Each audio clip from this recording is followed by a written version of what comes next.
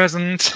It's fine. Like, oh I had to pick up something. I'm like, I got 12 seconds. I got time. Turns out I didn't. Um, anyway, hello, hello, hello, and welcome to another Tuesday. Um, today, we're doing another writer's chat, second one this month, because I don't know how to plan. The first Tuesday of the month, me and Malin talked about the story grid. So watch that discussion if you are so inclined. If not, then no worries. And today I'm joined by a writer's chat debutante? Question mark. I don't think I've had you here before, right? no, In I have terms not of done that this, before. Rebecca, with a very good hair. You look beautiful. I love the pink. It's Oh. keeping up really well. Do you do any maintenance? Well, I just got out of the shower, so it's a little bit darker, but I do it every month because my roots do still grow out blonde. And then, but every 2 weeks, every mid-month, I do like a mixture of what was left in the bottle with like some conditioner. And then I Oh, put that in for like an hour or something. And then, so that kind of keeps the, so far, vibrancy. it keeps it a little bit vibrant anyway, but it does help to have naturally blonde hair. That does help. I have, as we can see, very dark hair. So whenever I dye my hair, it is a full-time Yeah. job keeping it maintained. But we're not here to talk about hair today. We're here to talk about this bad boy, Refuse to Be Done by Matt Bell, uh, a craft book on editing. Well, actually, also on drafting and editing. Yeah. Um, a little bit of everything. I was gonna say the first half of the book I noticed is the Yeah, this is the first draft part, and this is the yeah. editing part. Though he does offer a lot of great advice for getting through the first draft, which I think a lot of people struggle with. Not me, because I finished my first draft. Hello. And also not you, because you're already a published author. No, but like Multiple times. this is the thing, is like if we're gonna get into it, are we gonna get into it? I was just going to do a quick introductionary first, Oh, okay. What's that? but we're definitely getting into it at some point during the stream because we're here to talk about Refuse to Be Done by Matt Bell. How to write and rewrite a novel in 3 drafts. So, so definitely enjoy this one a lot. Like overviewing thought. I don't know. This was so dear to me. And it was a For a quick reason. read. It was quick. 150 pages. Like coming off of this book, with its like 300 plus pages, this felt like I was doing a college semester in editing, and this felt like a cozy conversation It with was, a yes, professor at a cafe. yes. That's how he Uh, wrote it too, which I did appreciate. It felt very cozy. Like he was like very full cozy. talking, like, here, this is what I do, might work for you, might not. Yeah. We're gonna say hello to some people before we skedaddle further into the book talk. Hello, hello, hello, Katie and Wrights, also a finisher of drafts. Yes. Not this generic StreamYard countdown reminding me too late that I need to make you a new intro. I Oh, mean, you did offer, Katie, and I was just like, yeah, sure. I want these vibes, and then I never heard back. So well, not like her book isn't coming out in like 2 weeks, but not whatever. like she's currently finishing a draft of her second novel or anything important. She should be catering to me and my needs. Yeah, Obs. exactly. Obs. Good morning, says Susan. Summer vacation. Ooh, in May. That's very early. Or maybe you're Australian. I don't know how these things work. Summer vacation means I get to join the lives. Yay. Yeah, as I said, I had to dip out. I am indeed a book finisher. Certified. Not certified. Or am I certified? Who gives the certifications of finishing novels? I don't know. Uh, Is it just like the public opinion? Because that I'll take. yeah. I Um, mean, you finish one, you're certified. Jody is here. Hello, hello, friend. Hello. JC is here. Hey, you too. I'm a teacher off till August 4. Oof. I mean, Nice. I have a close friend who's a teacher, and I do love that teachers get so long holiday, but the rest of the year seems to suck. I don't know. Can confirm it is anything but summer in Australia. I have an Australian friend who I chat with on the reg, and she snapped like a little Instagram message the other day. It was like 5 degrees, and I'm like, that is for May crazy. Um, And there was some more hellos. Okay, hellos. Let's talk about this book, I guess. The way I do it today is the usual bits. I'm going to go through, talk a little bit about the author, Okay. and the book is divided into 3 chapters, basically, one chapter covering each draft. So I kind of want to dig in and talk a little bit about the different drafts. I've kind of cherry-picked some topics that I want to talk about, but if you want to talk about something else, Becca, you are more than welcome to interject or what is the difference? Between interject and what was the other word? Inject. Inject. Well, inject is usually like inject, like you're injecting something, right? But I guess you can inject yourself into a conversation. Can you interject something into your main Inject stove? myself into it. I do that frequently. But anyway, we're going to talk a little bit about each of the different parts of cherry-picked topics. If you have anything, Becca, let me know. Yeah. If chat wants to talk about something from this book, if you read it in the comfort of your own home, just let us know and we can dive right into it. Both me and Becca enjoy talking, so it's going to be no problem. I have one streamed plan and one sprint planned. Okay. So we're going to talk a little intro stuff and then do the first draft because that's the longest bit. Yeah. And then a little sprint, and then we're going to cover the second half of the book after that. Unless you need to get more stuff. Well, I know you have a deadline, so you probably need more sprints. Yeah, I'm fine. Like I already am committed to the rest of it. But again, I was smart and I have all day tomorrow too. So Past Becca, she was cooking with that reminder. I She was know. cooking. Speaking of cooking, what are you working on today, Becca? Do you want to share? Oh, with the actual yeah, I'm with still the class. I'm still working on the screenplay, but I am done. Like I did manage to cut out 22 pages.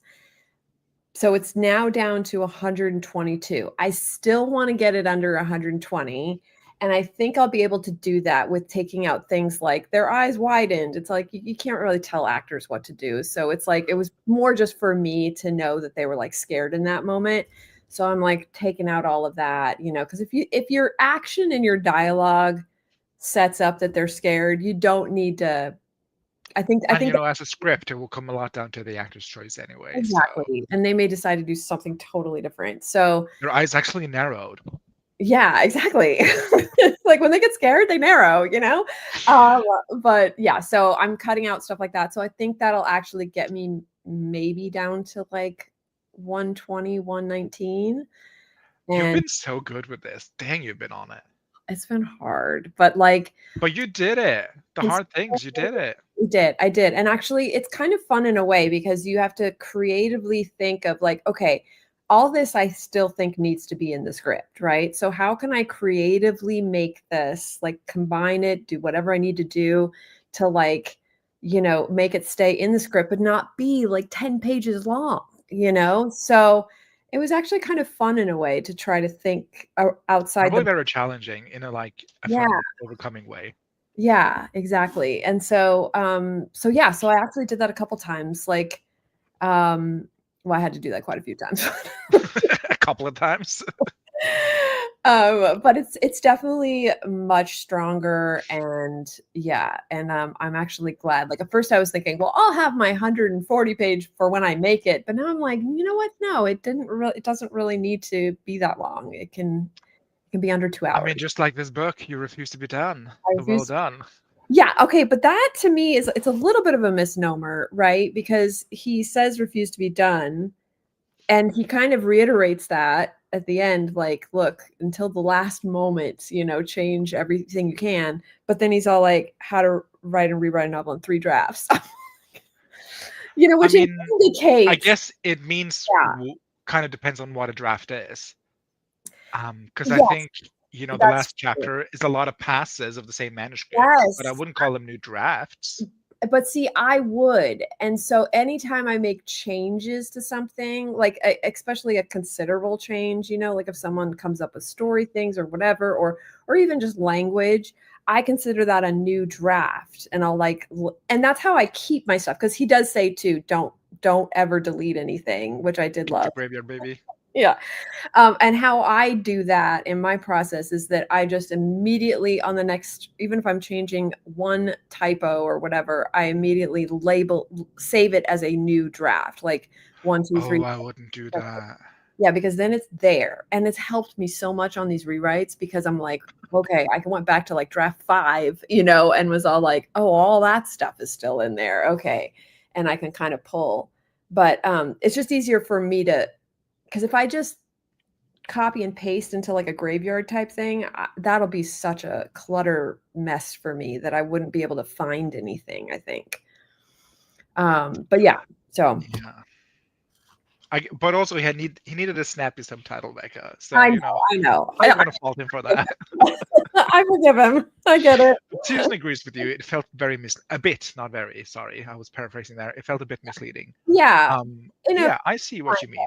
like a pitching kind of way. Although speaking of pitching, it was kind of hilarious how he like pitched all of his books like so much.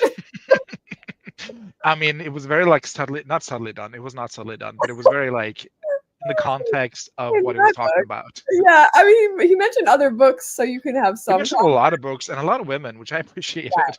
Oh yeah, when he did N.K. Jemisin, I was just like, oh my god, yes, because like I feel like she doesn't get the credit that she deserves. As a tinkerer, I don't think this is the book for me. Disagree.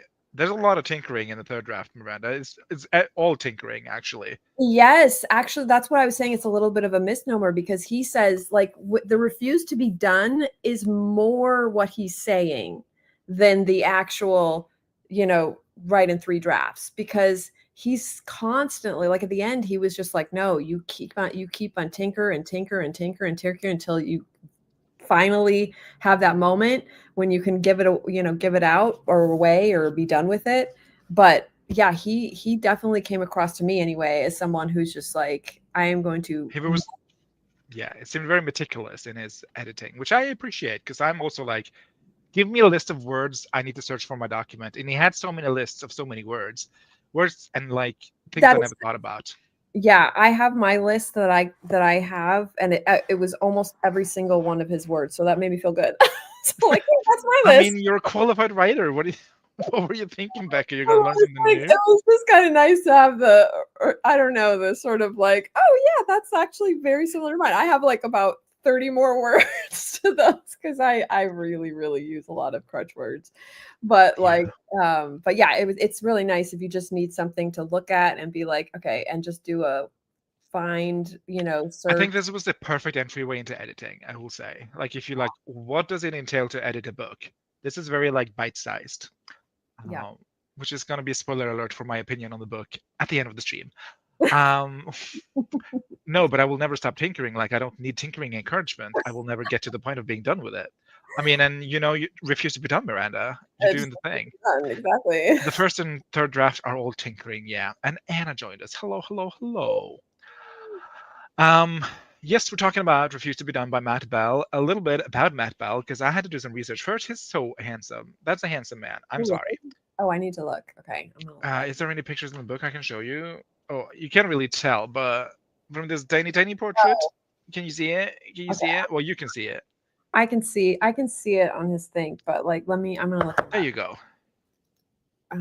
I thought it was very cute. Not important to the content of the novel, but just, a little FYI to the girls out there and boys. How old is he? Is he married? The picture was taken by Jill Bell, so I'm presuming that's either a daughter or a wife. Yeah, well, whatever. He's from Michigan, so he's North American. He writes novels and short stories, and I learned he also writes nonfiction. He wrote a nonfiction book about Baldur's Gate 2, which I thought was fun because I love Baldur's Gate. Right. And he's also a co-author. He hasn't written completely, but he's a co-author of a D&D novel called The Last Garrison. Okay, that's amazing. Yeah. And he teaches creative writing at Arizona State University. So those are all fun facts about Matt Bell. His latest book is called Appleseed, published in 2021, and he does name drop it a couple of times along with his other book. I loved how he was like, oh, for characters, you should do this and this, like I did in my novel, The Scrapper, when I did this and this and this.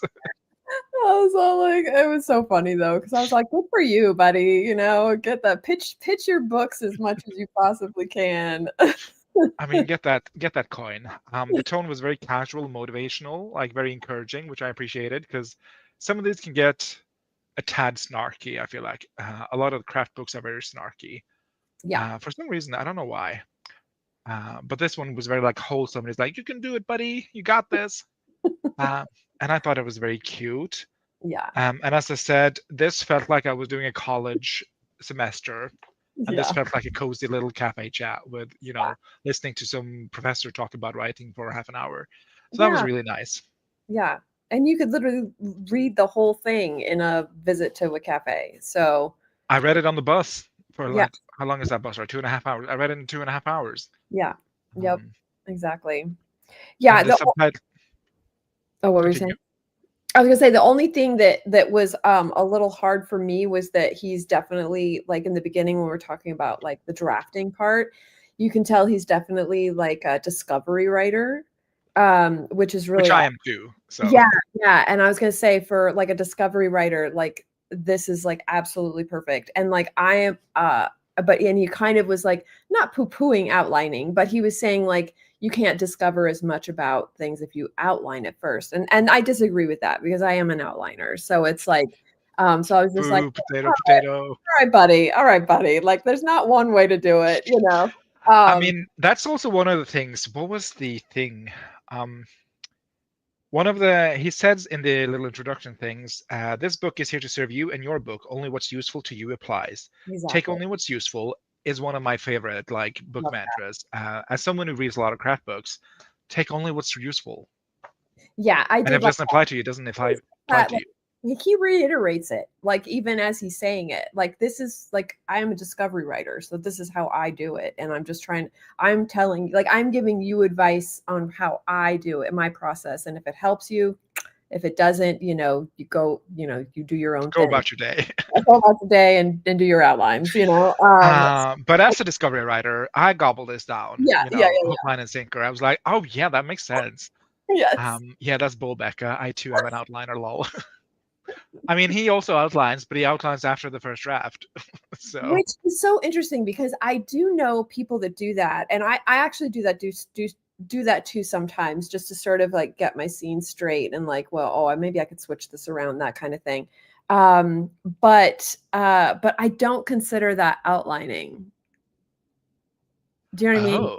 Like I consider that like literally making a list of your scenes that you've already written, like so that you can then go and decide, oh, this scene might belong here, this scene might belong here, or maybe I don't even need this scene. Is that not just referred to as a reverse outline? I mean, I think it is, like I think that's a term for it, but I've just never thought of it that way. Like I've never thought of it as an outline because to me it's the work has already been finished. So like an outline to me is something that is before it's finished. You know what I mean? Like that's why you use it, just so you have a thing. But no, I mean, you're absolutely right. It's like people use this method all the time and they do call it. Technically it's an outline for the second draft, which you haven't written yet. So. I guess, yeah. It's just hard for my head to wrap around, just terminology wise. But yeah, I also thought that was missing from the revising parts. He didn't talk about big picture plot much. It was more scene based. He definitely just touches on like you should revise your novel and not really any.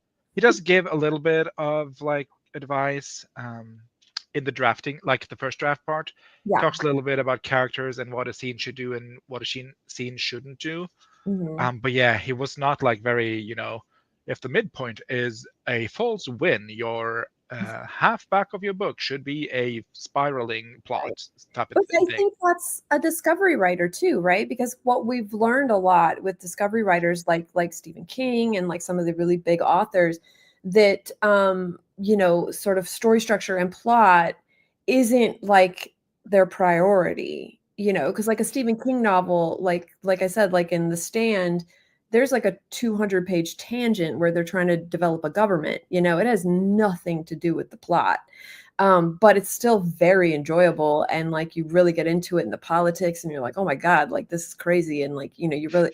So and obviously he's like one of the biggest authors of all time, so it's like it's working for him, you know what I mean? Like, and so maybe his books, Matt Bell, is similar. Like, it's probably not that focused on plot and story structure, is probably more focused on character and scene and things like I that. will say this is the first time I've been like inclined to purchase a book after Yeah, having read someone's craft the book. amount of times he pitched it, man, I kind of do too. The cover for one of his books, something something woods and lakes and rivers or whatever it was, Yeah. stunning. I also want to read the Baldur's Gate 2 nonfiction book that he Yeah. wrote. And the D&D, I think that could be really cool too. Like, is it a campaign, the D&D one, or? Just a fiction novel, I think. Oh, okay. Yeah, I mean, that would be really fun. Yeah, honestly, the way he wrote this makes me know that I would like his writing. I like the tone and style of the writing is I enjoy it a lot. He also shits on Scrivener though, so can't condone that. I love Scrivener. But he says he does not use Scrivener for his fiction novels, but he did use it for this. It is so funny. Yeah, I know. It's like that's where it's like, well, everyone has their own program, and like, you know what I mean? Like, again, take what you want. And leave the rest. Yeah. Yeah. Bonjour Marlene, ça va? Hannah says, I'm definitely an outliner after draft one girly. I think I'm also an outline after draft one boily. That I cannot outline before a first draft because I lose interest. Did there, done that. Okay. Took no pictures because I quit. So no targets given. Yes. I think, the book being as short as it is, I'm kind of glad that it didn't dive into the nitty-gritty of like what should a scene contain, what is the turning point, etc., etc. Yeah. If you are looking for that, I think the Story Grid did that a lot better. It is very, very in-depth. As I said, college level semester of editing.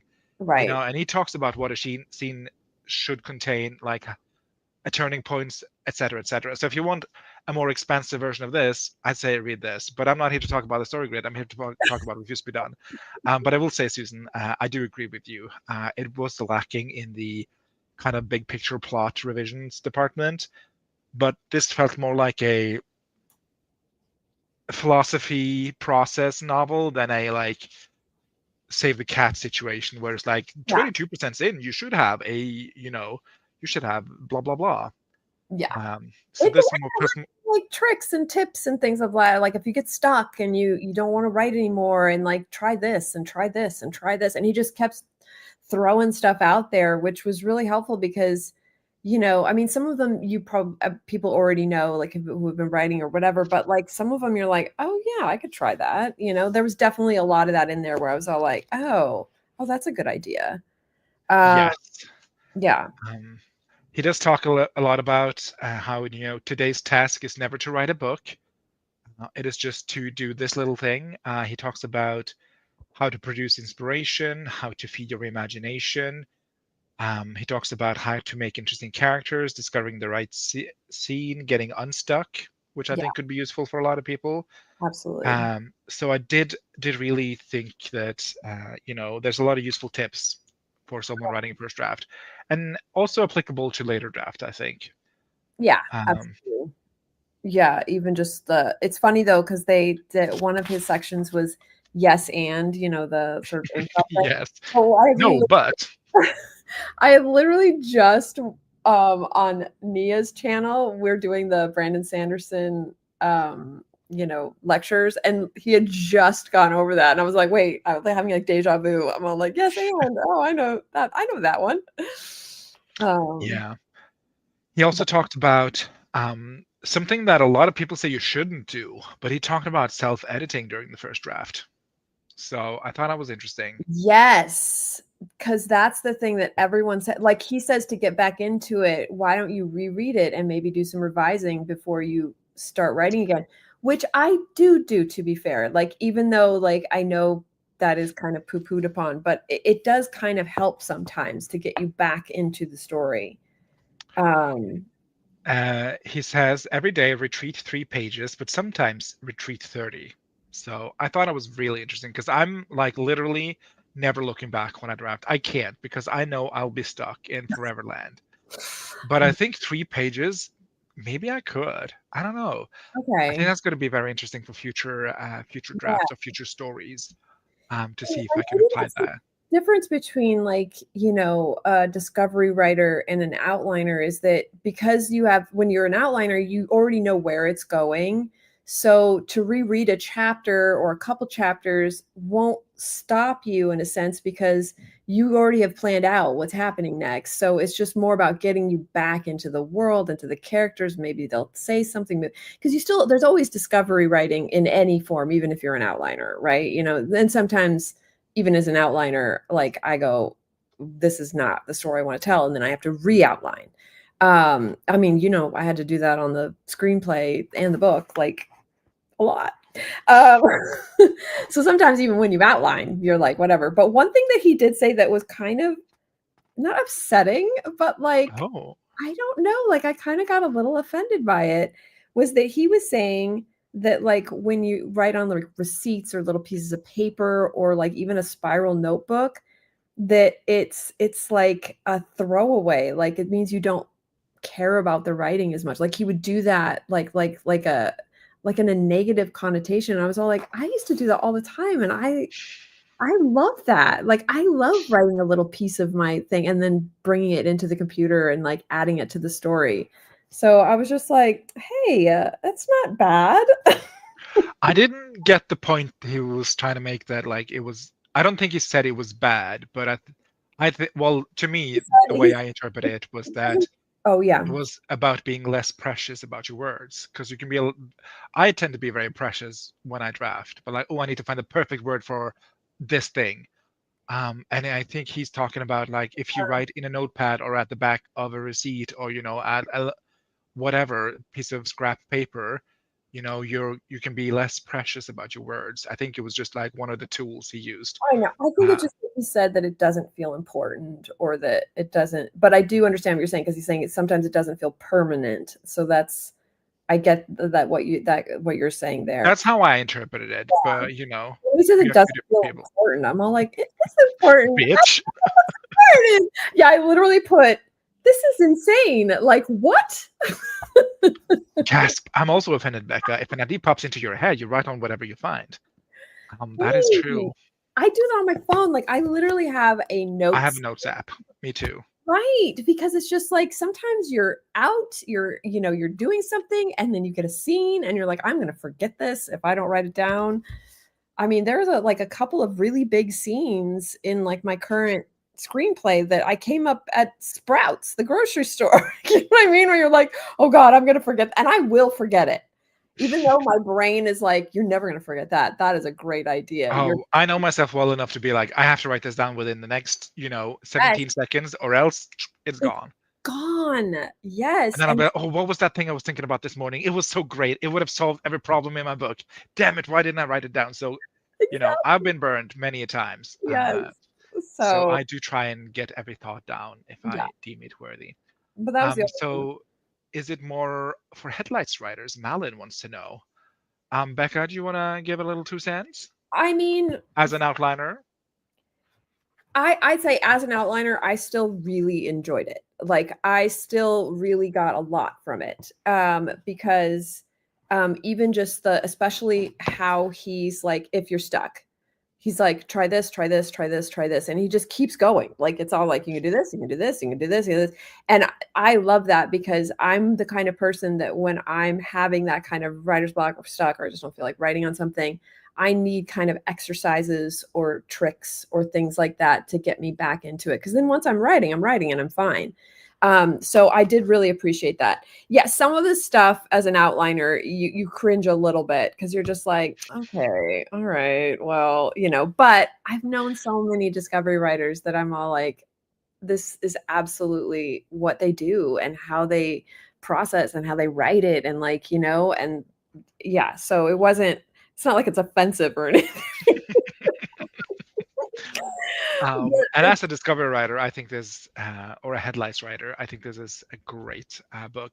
And Yeah, I do agree with Becca. I also agree with Susan. At least the drafting part is mostly targeted towards headlight writers. But yeah, as Becca says, there's a lot of tips and tricks on how to get unstuck, how to generate new scenes, how to examine your settings again. And I think those are applicable to any type of writer, really. Yeah. But yeah, I agree with Susan. The first draft is like very much not coined towards, that's not a phrase, targeted towards headlights writers, but I think you will absolutely get, bang for your buck if you're an outliner Absolutely. in the first draft part. Especially because Um, it's so quick. Like it's not, yeah, it's not like you're it's like 150 pages, so it's you're not yeah. reading like this giant book that you're like, oh my God, if you talk about discovery writing one more time, I'm gonna, you know what I mean? Like it's like literally such, you fly through it. So the stuff and he doesn't harp on it. It's not like the whole time he's all like, you should only be a discovery writer. He says it No. in the beginning and that's about it, and then the rest is just sort of like, okay, these are now this is like more character driven and this is like how you would do this and this is how if you're stuck here you can do this and like so it is very helpful. So no, you can still be an outliner and very much enjoy this book.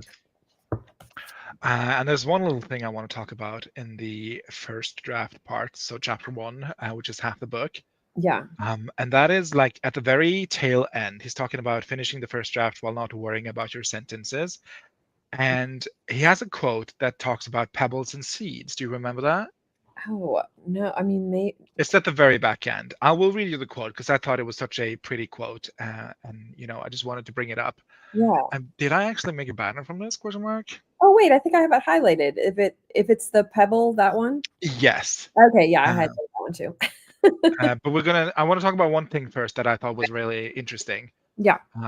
He said, I was a reader before I was a writer, and I would, if forced, choose reading over writing. This is when he talks about how to find inspiration for your work. You should read a lot of different stuff, Right. which is a very like common writing advice. I'm a writer because I was a reader who wanted there to be more books like the books I loved. And I just wanted to ask you, Becca, and I wanted to ask Chat, and I also asked myself, are you a reader before you're a writer, or are you a writer before you're a reader? And if forced, which one would you choose?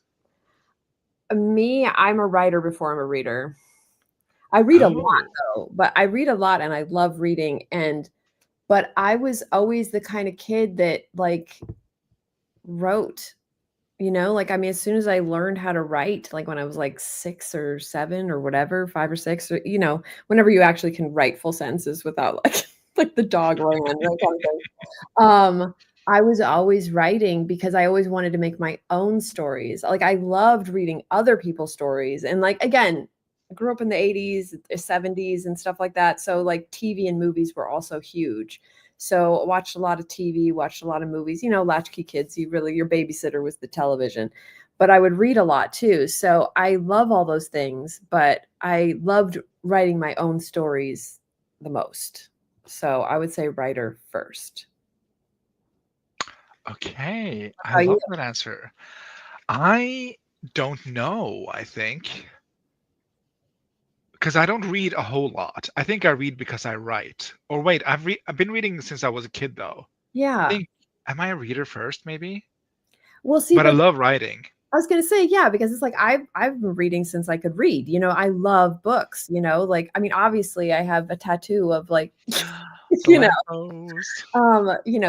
like that's not. I don't think like that you have to. But if you had to pick, I would still want to make my own stories more than I'd want to read other people's stories. And I think I would, if I had to choose. Luckily, we don't have to choose. Oh, my goodness. But if I had to choose, I think I would love to read other people's stories. Oh, really? Okay, but why? Why do you think that? First of all, they can't be readers. Can't be writers without readers. Well, they can be, but Yeah, that's well. I don't know. Because I've been reading for so long, but I do love writing. Oh, am I a writer? I don't know. Hard question. It really is. But I guess it just depends on if you enjoy other people's like imagination interpretations, like, how they do things or whatever, or if you enjoy that more for yourself, or you're like, when you're watching a TV show, do you think I would have done it this way? Or when you're reading a book, you're like, okay, I'm enjoying this, but I wish they would have gone this way. I feel like, okay. See, I do it all the time. I think I write because I read, but I'm not sure I would read because I wrote. Okay. That makes no sense. While Miranda wrote read. But I think I'm a reader first. I love reading. Don't do it half as much as I should. Yeah. But I do think that the reason I write books is because I love reading books. Okay. Yeah, Uh, I mean, I love that too. Yeah. like Steve, could you live without writing in your life? Like writing for me is like breathing. If I couldn't write, I would be like taking the life out of me. Yeah, I same. could. I've Mm. never had like, well, I have passion. Do I have passion? I don't know. I have the dedication to write, but I've never had like, the kind of creative haze that, Katie or Wallace talks about when they write their books. I've never had that. I just think that I enjoy telling stories, and that's why I write. Okay. But if I had to pick, I think I would pick reading. That's such an And interesting thing to think about. Yeah. because I don't know, I mean, as I said, it's a hobby, but I couldn't do this full time. I could not. Okay. Uh, Okay. Well, I mean, yeah, that's a good way to sort of gauge it. Could you do it full time? Like that would probably be the way that you would discover if you're if you're a writer first or a reader first. Because could you read a book all day? yes, if it was a good book, Yeah. I think So I could. there you go. Yeah. Like, I mean, so that makes sense. But yeah, I just like for me, like obviously I'm not in it for the money.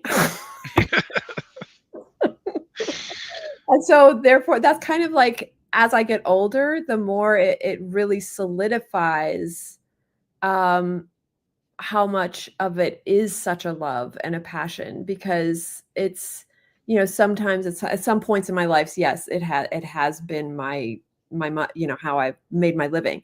But but then there's dips where you're not making any money, so you have to get another job and work doing something else. But I'm still writing when I'm working another job because like that's like it's like kind of what JC is saying. It's like breathing. Like it doesn't no other job will ever replace writing for me. I guess we're just built different. Yeah, yeah, that's what I'm saying. It's like, yeah, that's why I know that I would pick writing over reading kind of thing. Yeah, exactly. But yeah. But yeah, I don't feel like less of a less of a writer for Oh, that reason. no, absolutely Uh, not. Yeah, no, because yeah, I have friends that like, yeah, that like write TV and like with stuff like that, and like that's not even like they're still writers, even though it's like they would rather be a reader. You know what I mean? Like, I don't think it makes a difference of how you pick. You're still a writer. anyway, I thought it was an interesting question to ask, and I thought it was so interesting reading it. I was like, wow, you're saying this in a craft book about writing that you're a reader Yeah, first. that's true. But I just thought it was really, really interesting. Yeah. Let's see what some of our friends replied. Um, Susan just quickly is definitely sharing his process, not telling everyone what their process should be, which I appreciate. I do too. I loved getting a glimpse into his process, and I do feel like we have very similar philosophies in terms of the process, which was great to read in a craft book. Yeah. Susan says, I guess writer first. I don't write the stories I want to read. I'm writing to tell someone else's story, Mm, which is fair. yeah. Alan says, writer before reader. A lot of my inspiration comes from TV shows and movies and not just books. So if I had to choose, it'd be writing.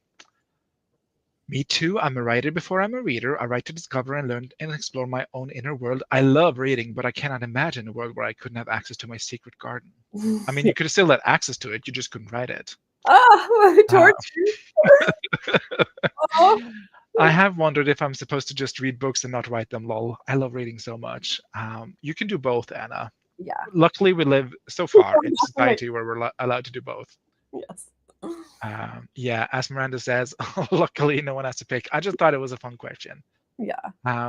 JC, I would say I've wanted to be a writer since I was 6 years old. I'm a writer first. However, I knew that you can't be a good writer without being an avid reader. And Malin says, and same as Becca, I was a kid who made up stories with the neighborhood kids to play them out. I was just always making stories up. Writer first, again. Can they be equal? I can't survive without either. I No, know. there can only be Zool. Same Stig, exact same logic, where I can't be a writer without reading. The reason I know I'm a writer first is because I know I would not be satisfied with just reading.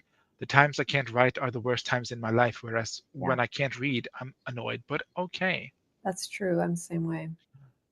Miranda says, same, like, I think the imagination creativity is inherently there, but the reason I adopted writing is because I enjoy reading and stories generally. I think this is my philosophy, Miranda. I feel like we're on the same wavelength here.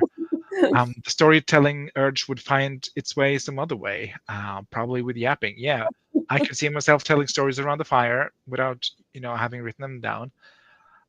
Definitely something that I Yeah, could do. I love learning this about people, though. This was a I great question. know. It Good is. job, Patsy.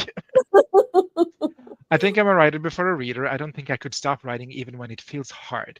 It gives me so much joy and fulfillment. I just love a good story, though it doesn't matter what form. Yeah, me too. Yes, 1000%, Becca. I fully feel the same way. Ah, yeah, no, we all have different relationships to our creativity, and it comes out different ways. As long as you write, you're a writer. Absolutely. Yeah, luckily no one has to pick. You just couldn't write it. The way that was a stab to the heart, like, what? No, I can't even consider that. I felt that stab. I was like, oh. How dare you force me to make a hypothetical choice? We see each other there. We see each other here. We do. A great little segment. Thank you so much for sharing, people. I love that. And now to the point I was making earlier before we got into this full-fledged discussion, which is pebbles versus seeds. And I'm going to read the quote. He was quoting a girly pop named Jane Smiley. And she says, when you look at your draft, a first draft, there's both pebbles and then there's seeds. If it's a pebble, it's just the next sentence and it sits there. But if it's a seed, it grows into something that becomes an important part of the novel. The problem is you can't know ahead of time whether a sentence will be a seed or a pebble, or how important that seed is going to be. And he expands upon this, Matt Bell, by saying, you write your way through a field of pebbles, looking for seeds. They will be there, hiding among everything else. But the pebbles and the seeds are yours. You made them both by your own wit and ingenuity, by your work ethic and your daily habits and your refusal to flinch or give up. Forgive the pebbles, gather your seeds. And that was his sort of closing statement to the first draft. Like, when you look at the first draft, don't like chastise yourself for all the mistakes and all the faults and all the sameness you see, and your overuse of the word suddenly, or how many times you gaze or describe the weather as I do. Simply just forgive the pebbles and collect the seeds. And I thought that was a beautiful little sentiment. Yeah, I love that too. That was the worst would you rather question ever. I'm happy to provide. Do you have anything else you want to talk about in terms of the first draft and like tactics and revisions? Let me see what I We highlighted. covered a big chunk. Obviously, I can't just read this book to you guys, No, so I have to cherry pick. I did put he pictures himself a lot. He does, but I'm just, he's hot, so it's okay. I love it. Yeah, no, and honestly, it's the smartest move ever. Like, if you're writing a craft book and it's like, hey, this is just gonna, and you know what? It works because I was actually curious and I wanted to possibly read something of his. It just struck me as funny because I mean, he even, like, I had to highlight this too. He even advertises his Substack. He does. I thought it was so funny. I was don't all like, know. oh my god, no, I loved it. I thought it was kind of like, sort of a wink at me as a reader when he was It's smart. Like, it's smart because it's like how else are people going to know? Because you can't rely on people to just like research him after they've read the book. You know what I mean? I mean, I researched because I'm doing the live stream, but if I Right. read this, I probably wouldn't have researched, and I But would not have known about the Substack or the now you know Baldur's he Gate 2 book. and now you know he has other books. He told you all about them. Yeah. Um, How many people subscribe to his Oh, Substack? I have no clue. I did like this one, which is kind of what we were actually just talking about. He says, I personally crave influence. The more influences, the better. And that's me too. Like, if I'm working on something, I like immerse myself in TV shows, movies, books, like anything that's in that same kind of genre. I love that. Because he was talking about how some people cannot do that. They have to completely separate themselves because they don't want to pull anything accidentally or like, that kind of thing. But he said he's the opposite, where he's just like, no, I'm just fully immersing myself into whatever genre I'm working on. And I do that too. I love that because it really gets me in the mood. It gets me like thinking that kind of way. Yeah, so that was one As thing. I said, I thought it was kind of funny because it was like, oh, when you outline, well, when you first draft, you should look at to make characters this and this way, like I did in my novel, The Scrapper, where my main character, blah blah blah. And I was like, I see what you did there. Kind of like taking my hand and leading me into this segue about his draft, and was like looking around, like, wait, this is another book. And I just thought it was well done, well executed, Matt. You Very got well. me, gal. Yes. So I think I'm gonna buy one of the books. Maybe I should just show off the homepage. I like doing that. We all remember the infamous, Romancing the Beat homepage from Gwen Hayes that I showed back in the days. Matt Bell homepage. Homepage feels like I'm a boomer talking to the internet. Can we just present Matt Bell share? This is the homepage, and these are the books. And this one is the one I want to read, The House Upon the Dirt Between the Lake and the Woods. I just thought it looked so pretty, and I kind of want to read that. I like Scrapper too. He does mention that one a lot. Yeah, Scrapper and then Appleseed, his latest one, he mentions a Yeah. lot. And his Substack, let's just check it out live. Why not? Where can I see number of subscribers? About, question mark? No. Does anyone know? Sometimes I think they can hide that if they don't want people to know, but Oh, but I want to know. Well, Susan wanted to know, actually. Anyway. Gorgeous covers. Oh my God, not the Substack. I love that. How many people subscribe to his Substack? I did. It's even working through the live because I'm going to look at his Substack right now. I know it's really smart. It's like, hey, maybe that's what a craft book. That book cover is giving Yannick Sinner. He apparently has over 13K subscribers. Okay. I mean, from us that read it for this stream. Gotcha. I don't subscribe to a lot of newsletters, but I would subscribe to his though. Let's see. We're going to go back before we dive into the first sprint. Where was accidentally discovering writing a seed I didn't expect will always feel like I did a magic trick. Sometimes I read some stuff over and I'm like, wow, I did that. Exactly. Forgive the pebbles, gather your seeds. It's so beautiful. Matt ate with that one. He sure did. Yeah. That quote was actually Jane Smiley, right? Yeah, the story was Jane Smiley. I think Oh, he okay. was this. I think he did this quote. But Yeah. the story about the pebbles and the seeds were Jane Smiley. Yeah. Forgive the petals, gather your seeds. You're right. All right. I'll give that to Matt. Reluctantly. Or how many times your characters take a deep breath. And Bedlam, my character takes a lot of deep breaths. We're going to get into the revision part after the first sprint, but Yeah. there were some great lists here that I just want to talk about. Let's see. Can't wait to talk about revision because sometimes I gather seeds I'm afraid of letting grow. There you go. He mentioned prompts, which is why I subscribed. Yeah, so I think that's the first chapter done about the first draft, getting through your first draft. And you should forgive your pebbles and gather your seeds, as we've established, and move on to the second draft, which we are going to do after a short little break. Let's see, present, share screen. Do you have any preference in sprint time length?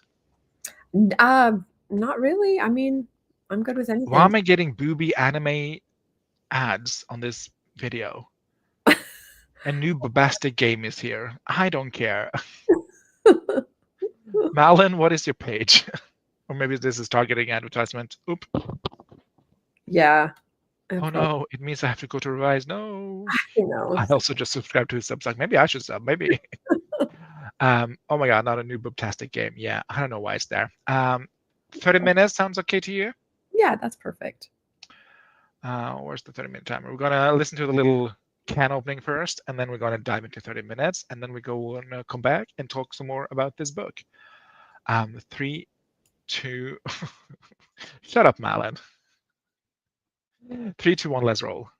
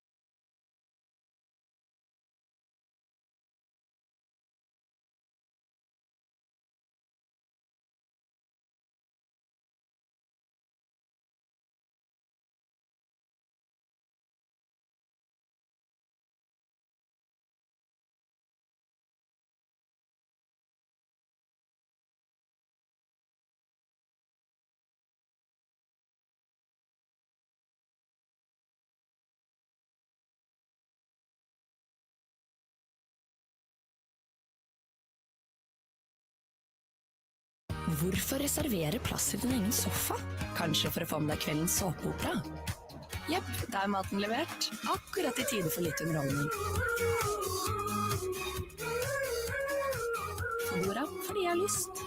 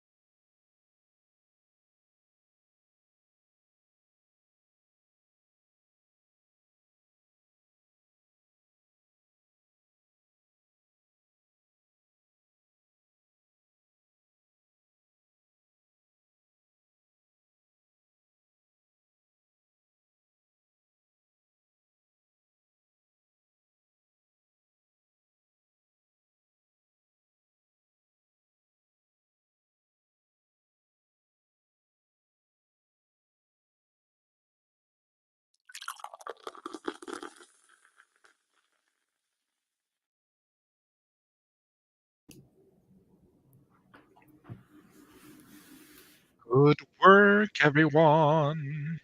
I think I had my volume on too high because that scared me so badly. Hey, are you right? No, it's totally fine. I was just really into editing, and then it was just like, I mean, I love the sound, so it wasn't a bad sound. It was just like I'm horrible. not in ASMR boily, but there's something about that little pop in the beginning and the little fizz Oh, at the end that just like, it kind of caresses my brain gently. 100%. Um, Oh my God. I love yeah. that sound. How did you do for that sprint, Miss Becca C. Smith? I did great, actually. I rewrote that Yay. ending. So now she's Okay. from the sky. And then I already am gone through the first 13 pages and have already lost a page. So Dang, girl.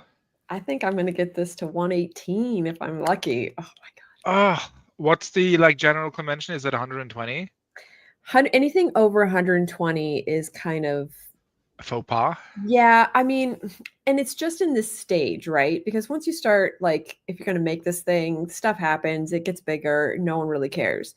But when you're in the stage of like, read my script, or will you read my script, or here I'm entering this contest, or whatever, it has to be 120 or lower, or it's kind of like this unsaid feeling of unprofessional or like amateur a little bit. Because there's always things that can be cut, and they know that. Like you just have to cut the fat to get it to that place. Every script can be, but which is bullshit, by the way. Every script cannot be under 120 pages. There are brilliant movies that are my favorite movies of all time, and they're all over 120 pages. But it's just this weird unspoken thing. I think it's a case of like, the first script you submit probably should adhere to industry standards, but like once you get a name for yourself and Oh, once you have like a back yeah. catalog, you can No. kind of do whatever you want to do. It doesn't matter at all. Yeah, like Quentin Tarantino, like scripts are like 160 pages long. No one cares. Yeah. Yeah. It's 100 like, too high of a word count for the genre when querying. I think like, Exactly. That's exactly it. That's and exactly it. also I think it kind of shows, not to get too deep, it's not even that deep, but like it also show kind of what person you are if you like, oh, I know the genre convention is 120 pages, but my movie is so good that I can do 125. Right. It's a mental, I like think it's psychological thing. one of them Absolutely. things. And I can understand you as like the artist being like, oh, but it really has to be 125 pages. But I think, whatever studio is reading it or whatever competition is reading it, be like, we could cut this, and this, and this could have Mhm. been 100 pages. You just you don't want to do the work, or like, you don't, you think you could do Yeah. better, Yeah. basically. Which Oh, sounds kind of toxic, but it is very toxic. But I but I mean, also like agree to it. Like, I yeah, don't know. it's a business. You have to think about it that way too. Like they need to make money, and the kind, like I used to be a reader like for like 3 years of my life. So I totally understand being that cog in the machine. Like when because none of the executives ever read the scripts. It just goes to the readers first. And now it goes to assistants. They've completely like made that like not even a job anymore. But yeah, and they will mark that off. They're like, this could have been, this could have been under 120 pages. They went off on the scene, blah blah blah blah blah, and then they don't even look at it. They won't even. Some studios won't even look at it if it's over 120 pages. Yeah, but just make it 120 or under. That's Yeah, that's your job. and I'm at 121, She's so getting there. She's getting there. definitely gonna get it down. But now I know for sure because I'm only on page 13 and I already got it down a page. So I am golden. I'm excited. I love that journey for you. I love that journey for you. And I just replied to an email, which sounds boring, but it was a very exciting email. Oh. Yeah, I booked an editor for my cowboy book. Okay, so when is the date that you have to give it to the editor? My deadline is June 1st, 2026. Oh, okay. So you're giving yourself like a full year to do your own edits and give it to people and like that kind of thing, or? Yes, I want to do self-edits and have some critique partners read the book before I Okay. give it to the editor. And I have a full-time job and I'm a slow writer, so I know that I needed time. Yeah. And also, like most freelance editors that are good, are usually booked a year in advance. Yeah. So 100%. it's just, I just did some research and I figured out like this girl at Pop, I want to work with them. They seem great. So I'm gonna, query and see if they're available for like spring next year, because that's a year in advance. Yeah. And they were, so I was like, okay, that's faith. Perfect. Bunch of other research, obviously. And just, I don't know, I'm very excited. My deadline is a year ahead for self-edits in the dev department. So basically the second draft and then critique feedback and then another revision before I hand it over to the editor. Um, And I you want- said this is a developmental editor, I or booked a developmental and they call it a closed edit, but it's a copy/line edit. oh, okay, perfect. And then I have someone else in mind for the proofreading. Okay. But it's very exciting. It's giving me an external deadline. Yeah. I want to hear everything about choosing your editor. This one was recommended to me by some friends that I've worked with her before. She runs a publishing company. It's not a publisher, but it's like a house, or what do you want to call it? Run by a publisher, and they have like illustrators, and they have a mentorship program and other editors, authors of publishing in Australia. And she's worked with Emily Oliveri, amongst others, and she's critiqued a bunch of other books. But Emily recommended her to me. And, I had a little business call, and, we just chatted for like half an hour, sent a couple of emails, and then I did some research. And, I think this is the one I want to go with for my first book. So, Yeah. yeah. Oh my I think God. it's word of mouth is my advice, Anna, basically. Yeah. Yeah. Um, Or for me, like because I got burned with several editors. And so when I finally picked, I ended up going with, oh my God, my brain, Enchanted Ink with, Natalia Lee. Natalie. Oh my God, where's my It's brain? like, where's she Natalie. going with this? So she's like literally edited my last like 7 books, and I'm all like, ugh. Natalia Lee, who before I hired her, like, or because she was just starting her editing company at the time, and but I read her books because I knew that she self-edited them, and they were so clean that I was like, dang. So that's when I was all like, okay. So I used her with my, first book, or not my first book, but like, tried it with one of the current books. And yeah, she just amazing. So I'm just like, now I'm like, she's my comfort blanket. Like, I'm like, anytime I'm like, I'm giving my book to her. So yeah, when you find a good editor, you're just like, hold on for dear life. Yeah, and I also think, a lot of editors will do, for example, sample pages, so you can just, that's like a low fee, really low fee. Yeah. And you just see if you vibe with their feedback or not. I think, obviously, word of mouth, if you know someone who's worked with an editor they like, it's easy to recommend one. Yeah. And also, especially for the editor I booked, I beta read this book, and then they worked through these edits with the editor for Emily's book, and then I read the published book, and I was like, wow, okay, these changes, obviously a lot of them are the authors, but I know Emily and I talked to her frequently, so it was kind of, I knew what was the editor's input and what was Emily's input. Yeah. And like seeing the differences between the beta, like I think I read draft 2 maybe. Okay. And then reading the finished book, I was like, okay, I vibe with these edits. And I think they made sense for the story. And That's perfect. I just, the vibes were there when we had our little business meeting. Yeah. So it was very, and as you say, like, I mean, it's money, obviously, but like, if I spend this money and it turns out shit, I don't have to do it again with this editor. Yeah, you can always. So, it's not a commitment for life. No. We're not entering a marriage. We're just entering a business contract for one singular Well, project. I feel like I'm in a marriage at this point with my. And that's great. And who's to say if me and Danica Taylor which is from AuthorZone. Who knows if we end up in a marriage, in a lavender marriage. Exactly. You never know. And it was important to me to work with, people of queer identity and, people who kind of recognize that aspect of the publishing industry. So that was really important to me. And, as I said, the vibes were there. Yeah. Becca Natalia's company is what I'm aiming for in the future, and their Oh. formatting is amazing. Yeah, her husband does the formatting, and he is just like, he does he did like one book where it was all like the black like mist kind of stuff with the white text. I mean, he does like crazy stuff.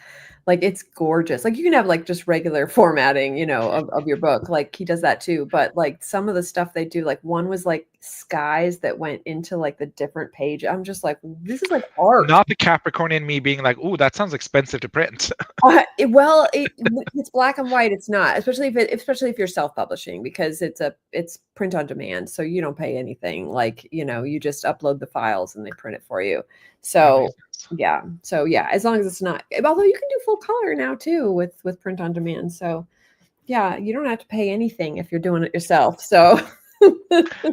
Well, you have to pay a lot of things up front, though, Becca. Yeah, that part. But the actual like books, you don't have to pay for those. I'm so happy for you, Steve. That's a huge step forward in the process. Yeah, I was very much debating whether or not I wanted to publish this book, because basically Brandon Sanderson says that your first 5 books is going to be shit. Like, ugh, is it worth spending money into something that's, essentially shit?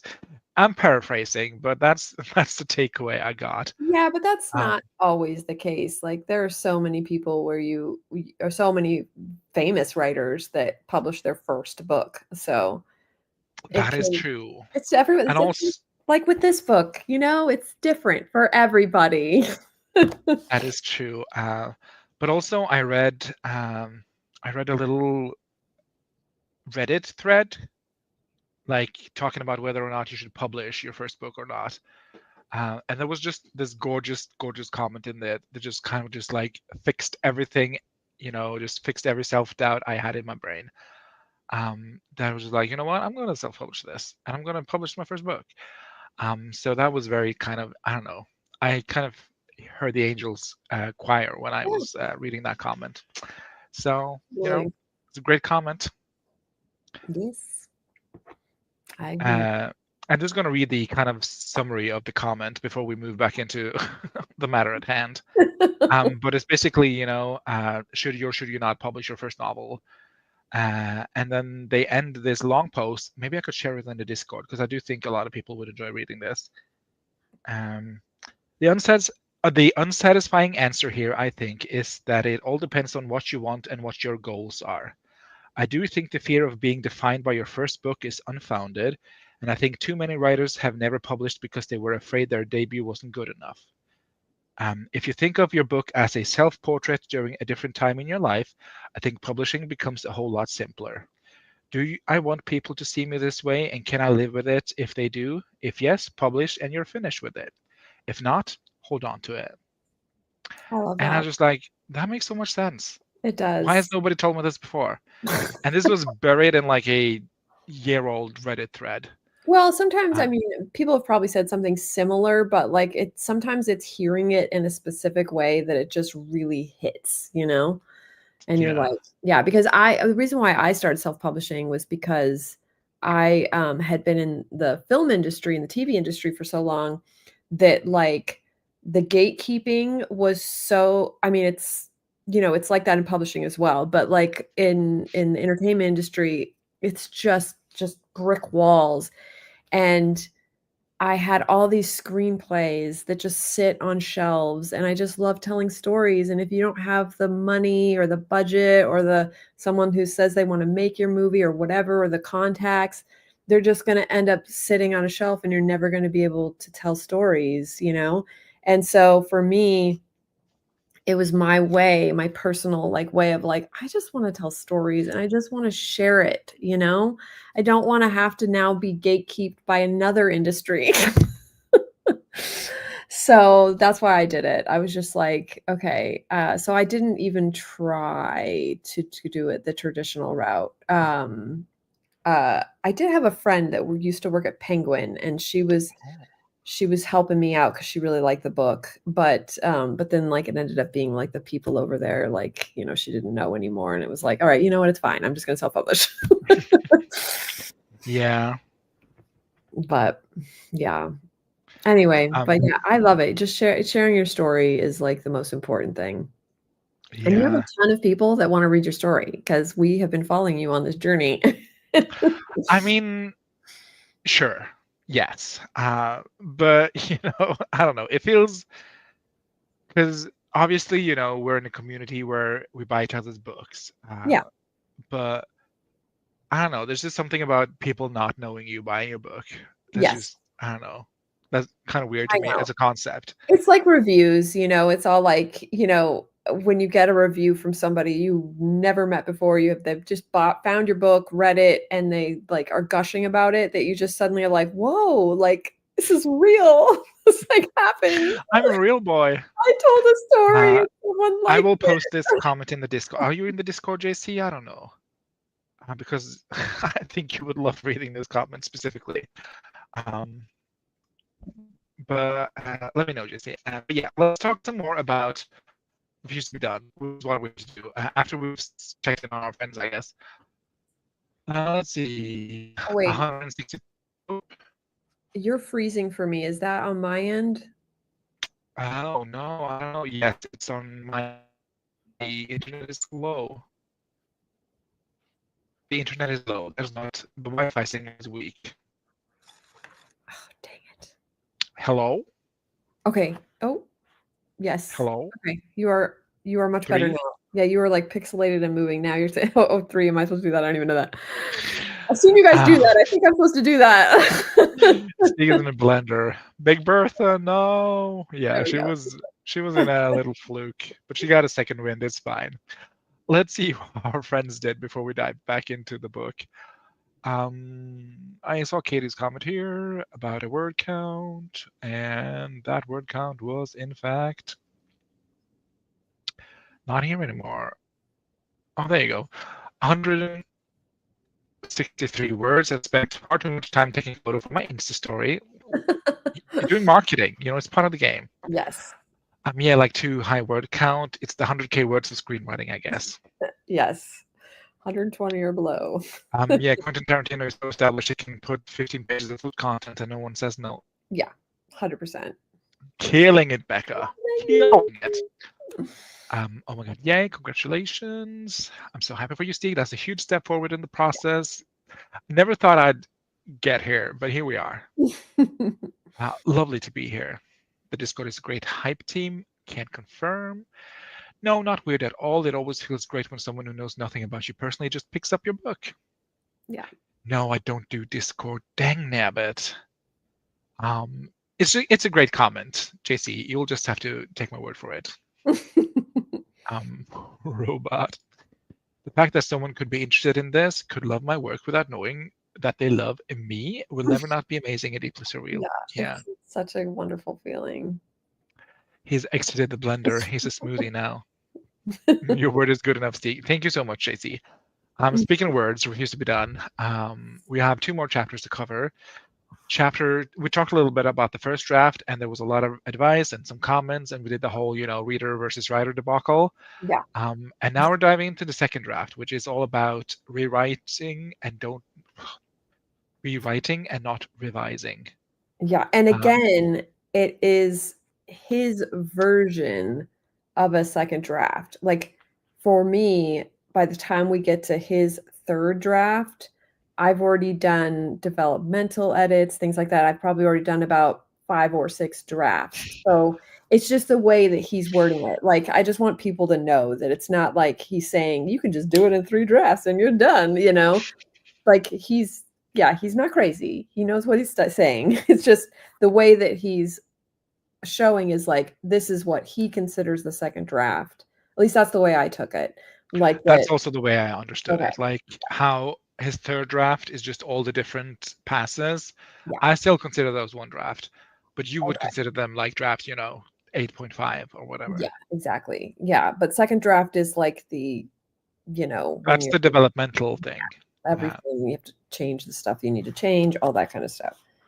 And he says to celebrate the rough draft. I have you that know, like highlighted. I'm like, celebrate, 'cause I never do, and I should. And it's all like, How did you celebrate the script? I don't. I haven't. I need to like do that. But I, you know what? My cousin's coming over tonight, so maybe I'll make him do something.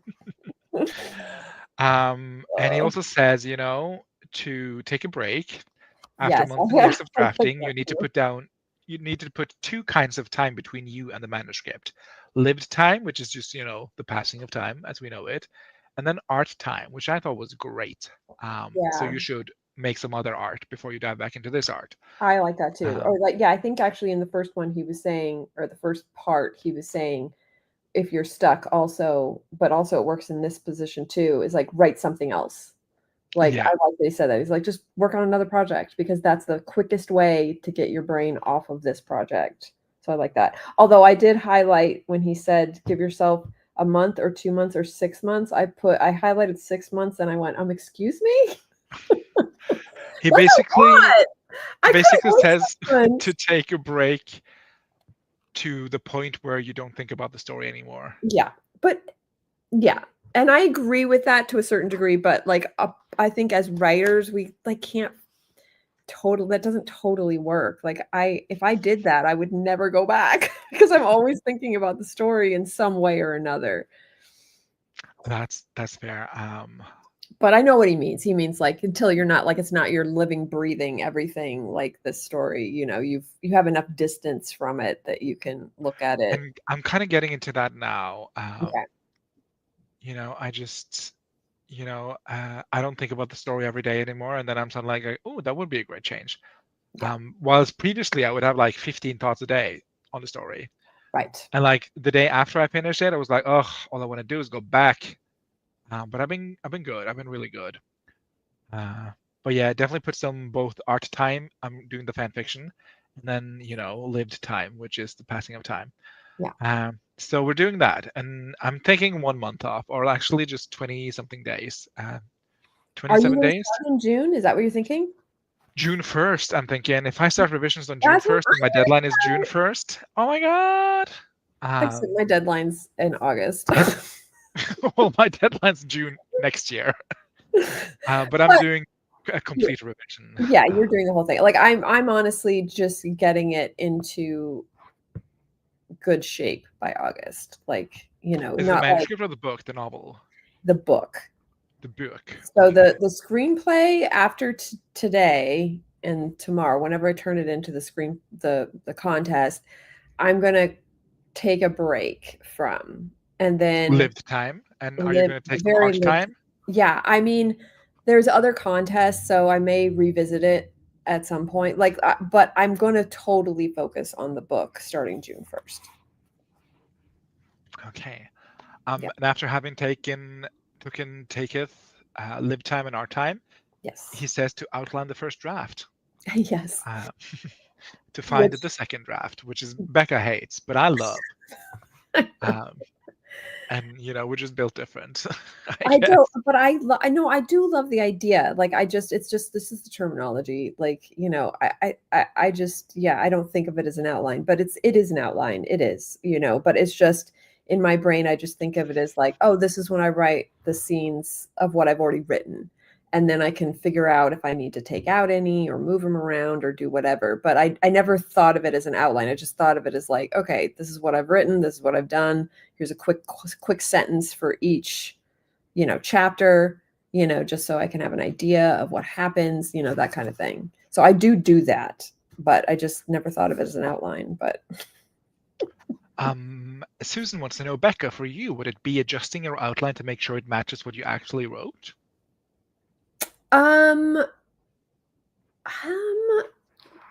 No, I mean, because for me, once I've written whatever I've written, then I never look at the outline again. I guess maybe that's why I have that terminology thing. Oh. Yeah, like the outline is gone. It's in the graveyard now. Now I have She's dead. She can't come to the phone.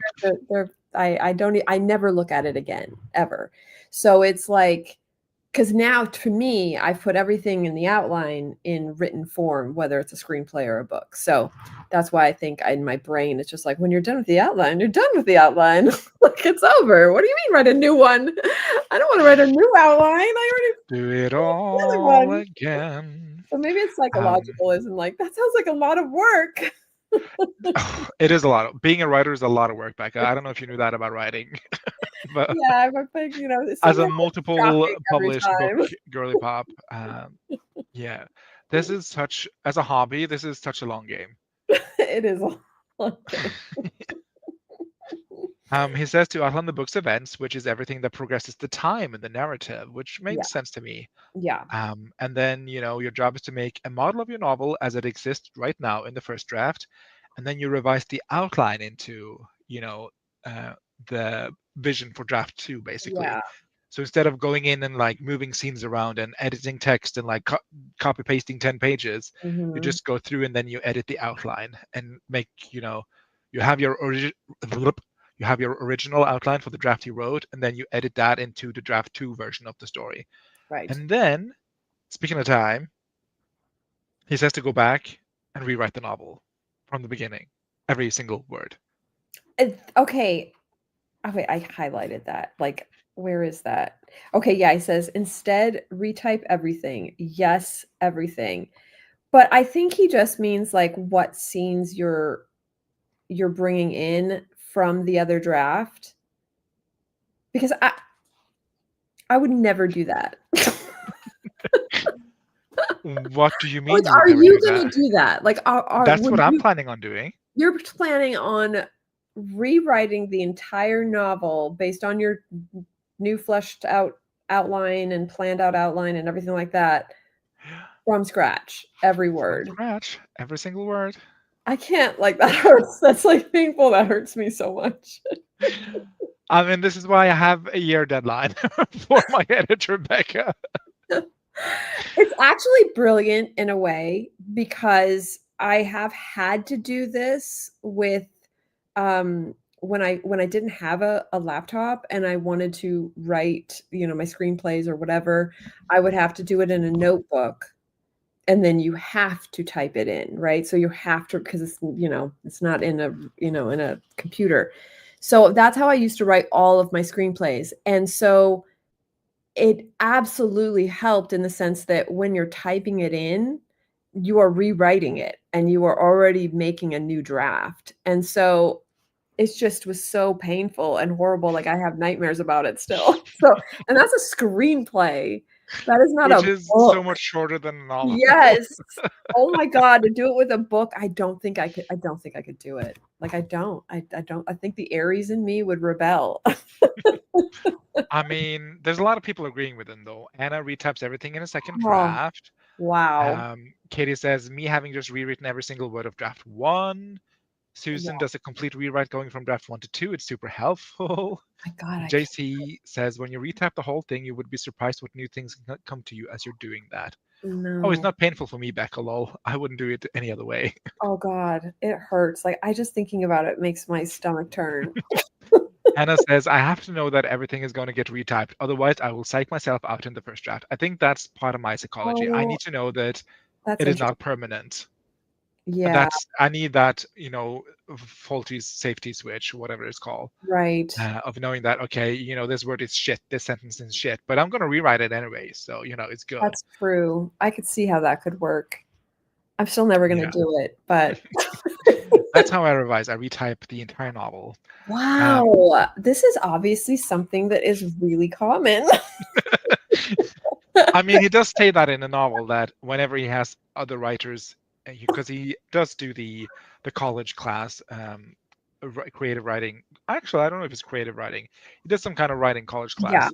yeah. And he has, obviously lecturers come in and talk about their process. And a lot of them say that they do retype every word. And I've heard that advice before, like to retype every word. Yeah, And it makes sense to me. It makes sense to me. no, I mean, logically, it totally makes sense. Like, and again, like, I obviously have done that with screenplays for all of my screenplays that I used to write, because I didn't have a computer, so I had to. And I did appreciate what it did for me, because it had me rethink things, whatever. But in a novel, it's just like doing that with 100,000 words.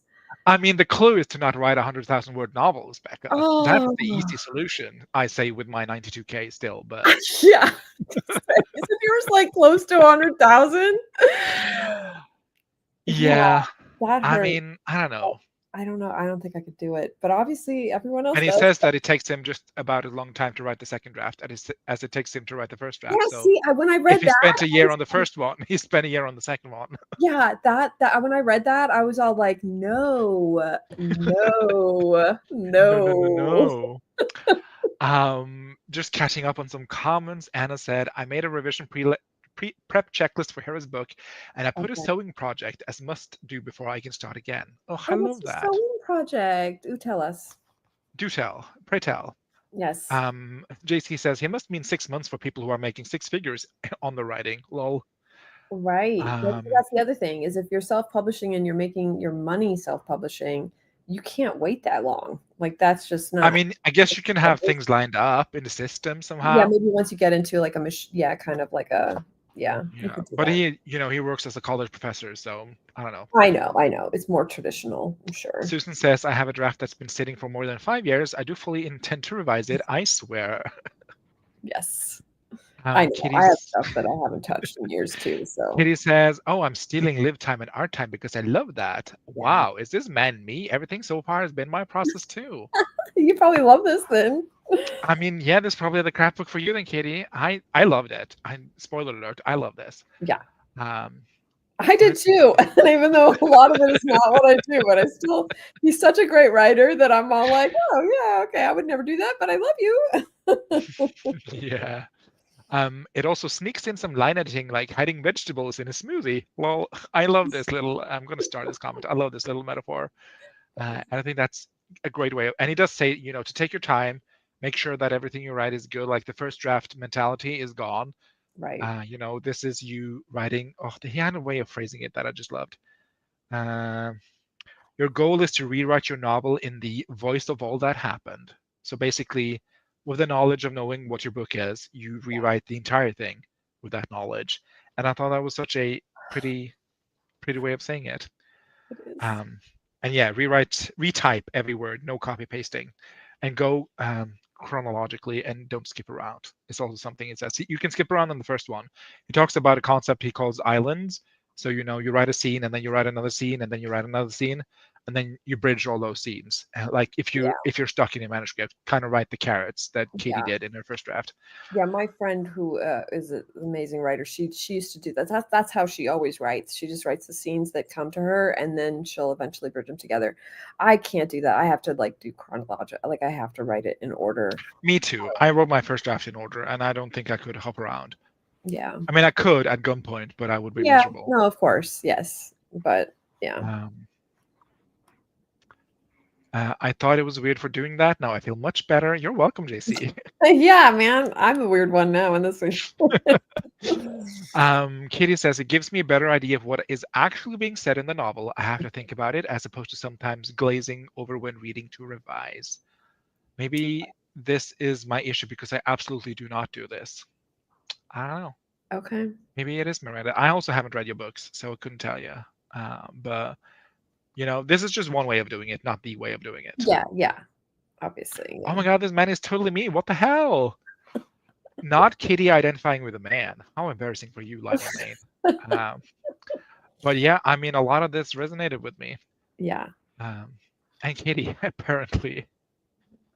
Did you write this book, Katie? Inquiring Minds wants to know. So yeah, you rewrite the novel, and then he talks about he has two guiding principles in his writing process.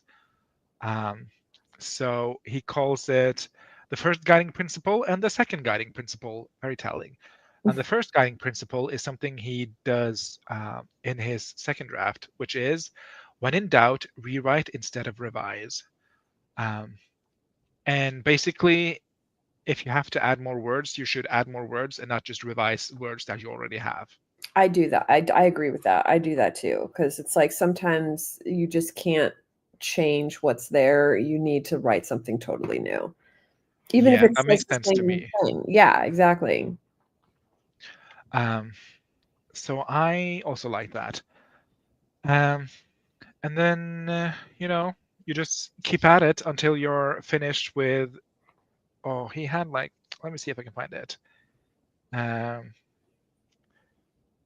It wasn't until the second draft of each of my novels was completed that I felt I had written a book. Despite the difficulty and the time commitment, I can't recommend this whole novel rewrite enough. It can be a truly transformative experience. As Robert Boswell once said, I don't write to polish, but to permit the narrative to move away from my initial intentions, to become complex and strange, or at least not boring.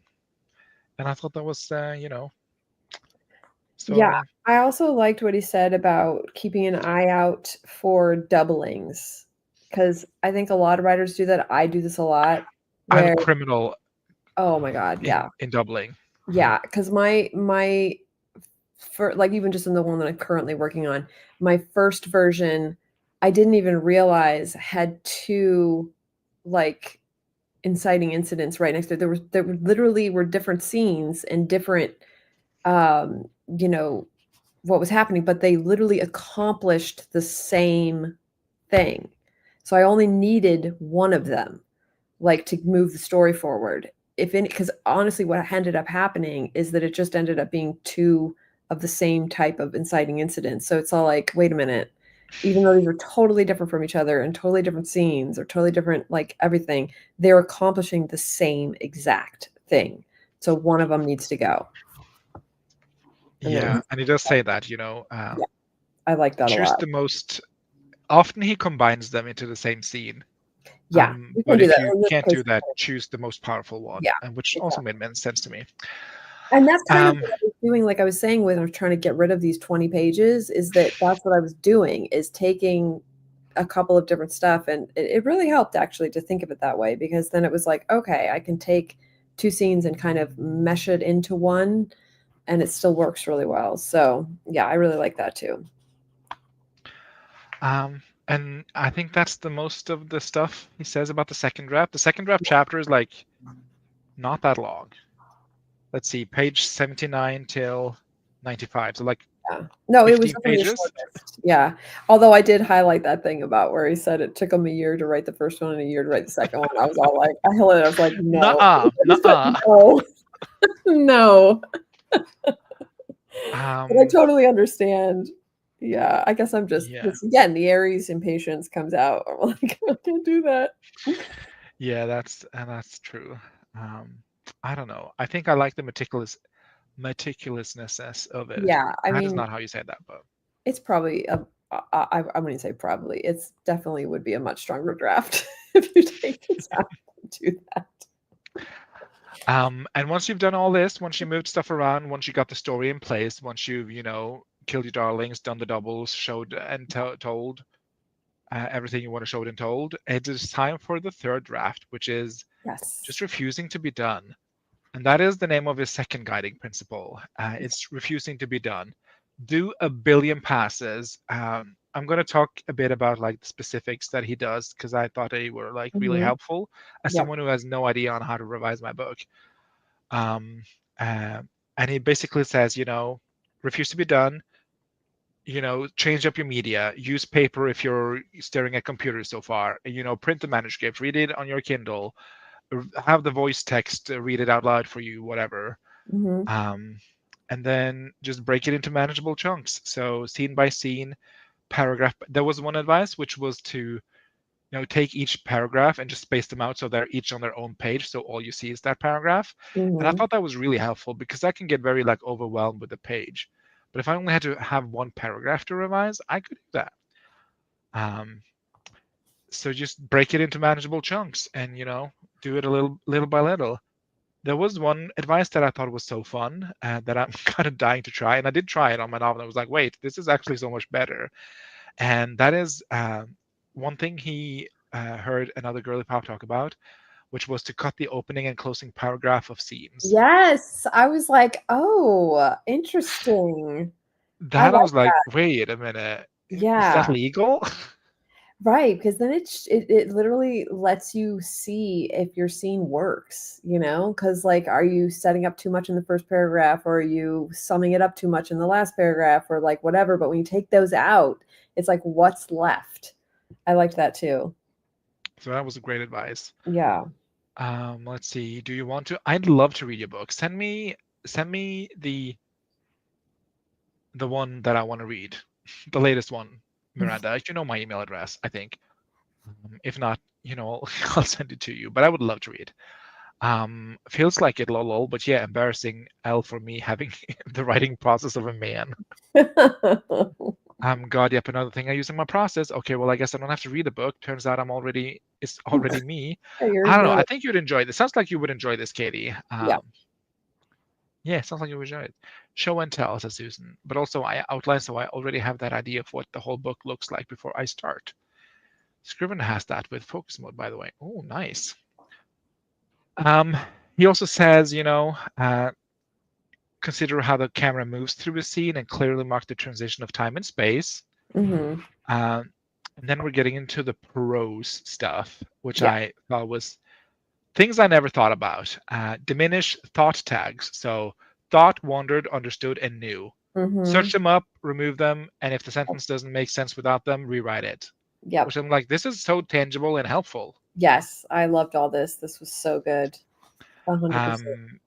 And also just the sort of standard of he's replacing some of the most typical verbs with more precise and interesting ones, like, because you just, when you're writing it, you're just trying to get the point across, so really take your time and think like, oh, what might make this, sentence, instead of just saying he runs, like, actually like put a different verb in there that like he galloped. Yeah, like just gives it more of an image. And I really liked, his reasoning, because he wasn't just like, you should do this and this and this, but he was like, you should just do this because of this reason. And I'm like, that does make sense.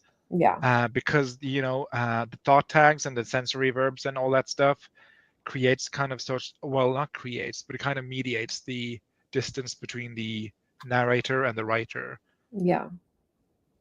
And removing them allows the reader to experience the thoughts directly, which I thought, like, this is so helpful.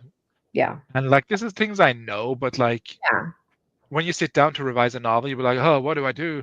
Yeah. And giving so examples really helpful. like he did, just like, with sensory verbs where he's all like, he gives you the quick example. He's like, he heard a dog barking to a dog barked.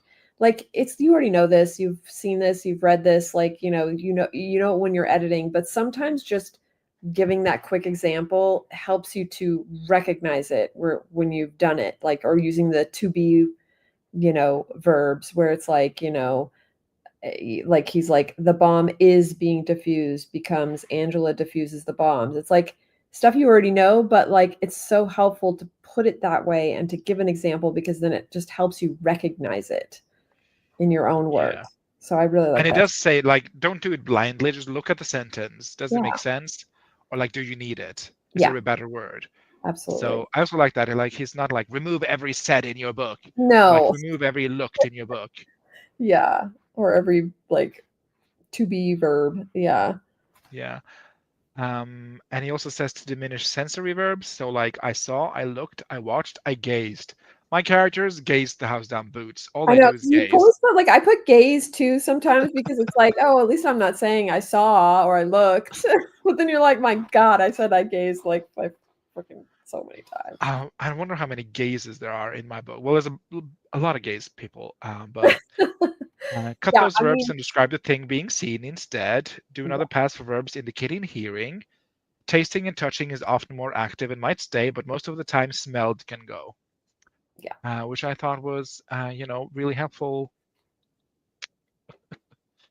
Gazes everywhere, if you will, indeed. Miranda says, I wish I never learned about this because now it's so grating when I'm reading other books. Luckily, my writing brain and my reading brains are two different brains. So it's so weird because I never think about plot twists or like, ooh, I wonder what's happening in this character. Like, ooh, I love it if the story did this instead. I'm just reading it and then like a picture plays in my mind. Yeah. And that's it. That's good. Katie says ordered, coming Thursday. I guess you and me sold a copy of Refuse to Be Done. All right. But also, Katie, I really do think that the second and third draft chapters will be really helpful in your. I mean, you revised the book before to Yeah. a what's that turn of phrase? Substantial? No, significant success. Yeah. June 10th, success. So obviously, you don't need it, but I love a turn to someone. Yeah, my characters turn and look a lot, which is big no-nos. But it's the first draft, so cut those verbs and describe the thing being seen. Do another pass for hearing and tasting and touching and smelling. Yeah. Diminish to be, and look for there is, there are, or there were. Yeah. Analyze patterns of stressed and unstressed syllables, which I hadn't thought about before. Like, do I need to think about all these things? How do I do all this? I know. That's like seems really technical for stressed and unstressed syllables. Syllables. We're not writing I mean, I guess it depends on what you're writing. If you're writing literary fiction, then I think you probably need to pay attention to more things like that. But if you're just, I don't know. If you're self-publishing, you don't have to. It's not even that, because there's a lot of books out there that are traditionally published that don't care about these stressed and unstressed syllables of a sentence. You know what I mean? But then I think that's the difference between a 3-star and a 5-star. It depends, though, because a lot of people say that about Iron Wing up there, but it has literally 100,000 5-star reviews, but the writing itself is very, simplified. It's not like she didn't, it's kind of like the J.K. Rowling thing where people always used to rip on her writing style, because if you're creating a world like that just captures people's imagination, attention, then the writing itself is kind of just it's more personality than it is this sentence is such a beautiful sentence. Most of her sentences are bare, simple. Yeah, they're simple. They're great, and you're into it because you're just fully into the story and the characters. But when you look at a book like that where it has 100,000 5-star reviews, and the writing isn't it didn't stress or unstress syllables. You don't know that. Yeah, but it's I'm sure the people she really took her time. There's a review, 5 stars. The way that she cares about the stress and unstressed syllables. I mean, that's with all writing advice. Take what you want and leave the rest, Becca. Oh my god, that'd be so I think funny. it's an interesting way of looking at it. Yes, and making sure you can write the tightest prose you can ever write. Yeah. Explore other syntactical possibilities. Yeah, I highlighted that too. And avoid the most obvious pairings of words, which there was a list, which I loved, because I've never thought about these as ooh, these are bad. Yeah, I mean, they're not bad, but he replaces them. I have a list of this in my that I always do a search for. So I have that one, and then the other one that he did. Oh, the weasels. The weasels, yes, I have, and it's the same list. So I felt, Oh my god, you're a writer, Becca. Yes, I have this list, and I literally do. So usually that's my. Again, it's your definition of drafts. But after I've gone through the developmental and I've gone through kind of gone through line by line kind of. Now, when I do this before I do my line edits, because I just need to make sure they're out as much as I can be. And then I have some things I have I can only put one in the book. Oh. Something a Racing Heart. I will only put Racing Heart once, because I feel as a reader, if I read Racing Heart more than once, I'm going to remember, didn't they have a racing heart? Yes. About the heart or pounding or whatever, but that I'll try to keep in once. But the weasel words, I'll keep down to under 20. Oh, under 20. Okay, that's good. Yeah. Well, but I just wanted to read the list of pairing of words you should avoid, because I thought I have all of these in my. Oh, me too. I know. That's neatly folded, Impossibly Blue, what's Impossibly Blue? Eyes, maybe? I don't know. Pitch Black, Bright White, Deep Blue, Racing Heart, Sharp Gaze, Rakish Grin, Roaring Fire, Easy Grace, Tight Squeeze, Clenched Fist. God, do I love a clenched fist. I know. I do Shaking too. Hands, Watery Eyes, Weak Knees, Pursed Lips, Infectious Grin, Chiseled Features, Leafy Suburb, Manicured Lawn, Rustling Leaves, and Bitter Cold. And I just thought, this is so helpful Yeah. for me when I'm getting to this point. I'm like, just search neatly folded and see if anything is neatly folded in my novel. Yeah. And honestly, once is fine unless you can rewrite it. Like, but if you have this like more than once, I mean, some of these are fine. Like, this is the thing. I guess it depends on what you want your book to be. You know what I mean? Like, if you want it to be like something that when people, you want to be on Oprah's book club. That is my goal with my gay cowboy get rid book, of these. to be on Oprah's book club. I'm just saying, you have to get rid of these. Her, like, most of the things that she picks, like the language is poet. Like, it's literary fiction. It's like there's an art form to it, right? But in terms of just, I guess, what I call popcorn books, which is kind of most fictional kind of books, in that sense, I don't know. I don't think you have to be as strict with this kind of stuff. Like, you're not going to hate a book because someone purses their lips too much. Saying that, though, have you read Wheel of Time? I have not read Wheel of Time, no. I'm currently reading, I'm saying currently, it's been going on for 5 years and I'm only on book 3. I'll bet, yes. I'm reading book 3 currently. And the amount of braid tugging in this book is too damn high. Why are they tugging on their braids? Oh my God. That's the thing. Like, Brandon Sanderson. These are grown-ass women tugging at their braids 24/7. Every chapter. Twice, thrice to be sure.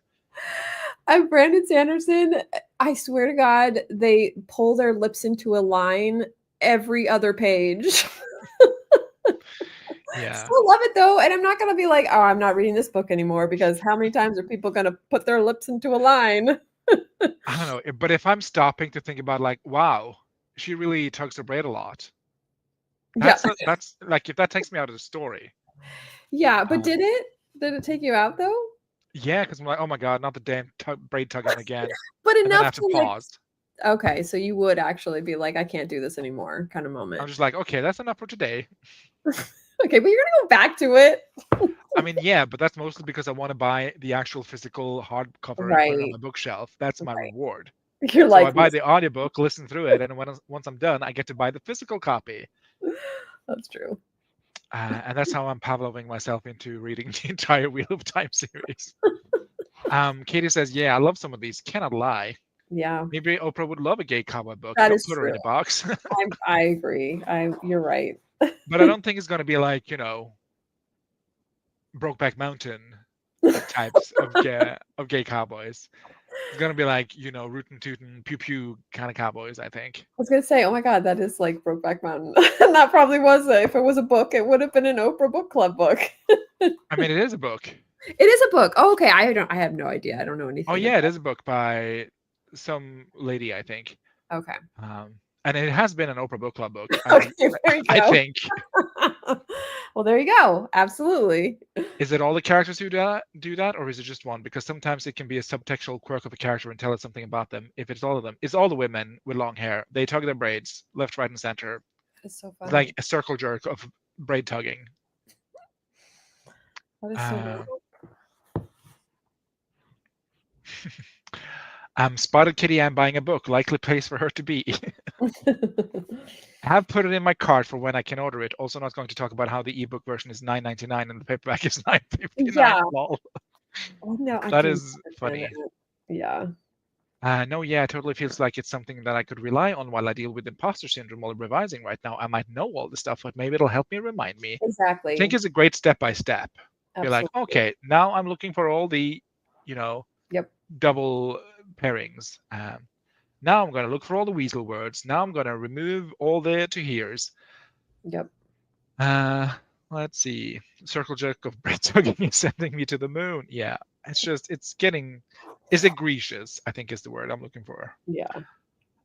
He talks about dialogue, direct versus indirect versus summarized dialogue, conversations as competitions, diminish weak dialogue adjacent to action, which is something I'm, guilty of, which is sighs, smiles, shrugs, winks, eyebrow raising, and forehead furrowing in Oh yeah, dialogue I use that all the all time. day long. They All day. are sighing. My characters sigh a lot. Yes, mine too. Um, But to be and then fair, he says, I sigh a lot. yeah. Yeah, step by step, bird by bird. That's the gist. Change the look of the book, so change the font, whatever you need to do to change it. The reader does not want your logic, so do not include your logic in the book. Yeah. Cut everything you can, and seriously refuse to be done. And this is where he talks about weasel words, and that's an extensive list of words. Finally, merely, find, long, mostly, small, watch, see, look, shrug, smile, giant. Basically, he gives you a list of words to search for. And not saying that you have to remove them, but that they could be indicative of opportunities for further revision. Which I like the way he says, you don't have to do this, but this is what I would do. Mm-hmm.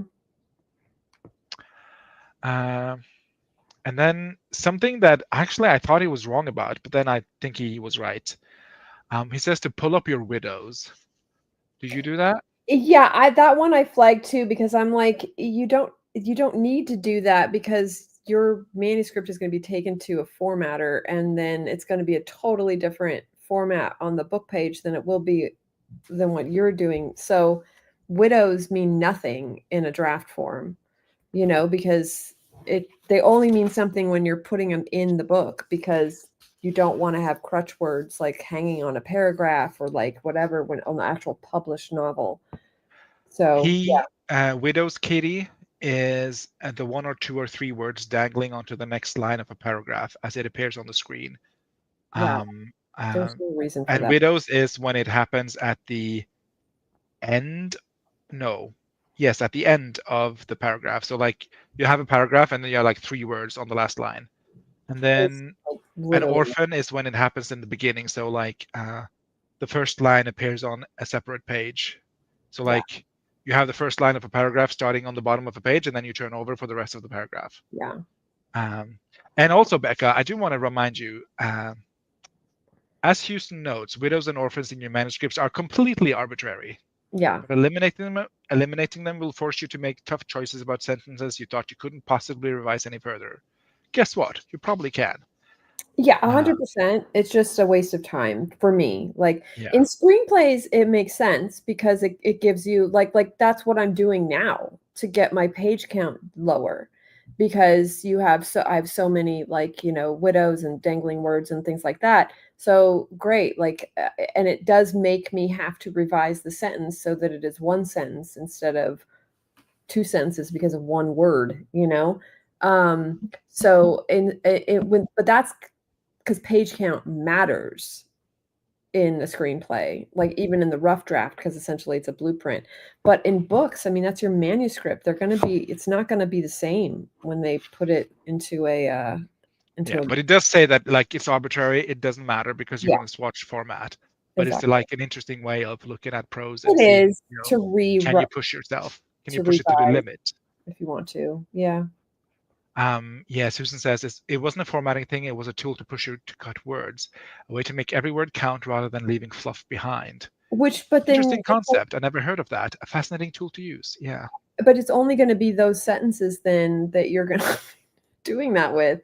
There could be other sentences that you wouldn't even know that about because it wasn't a dangling word or it wasn't a widow. Well, he does this and then he goes and changes the font and then he does it all over again.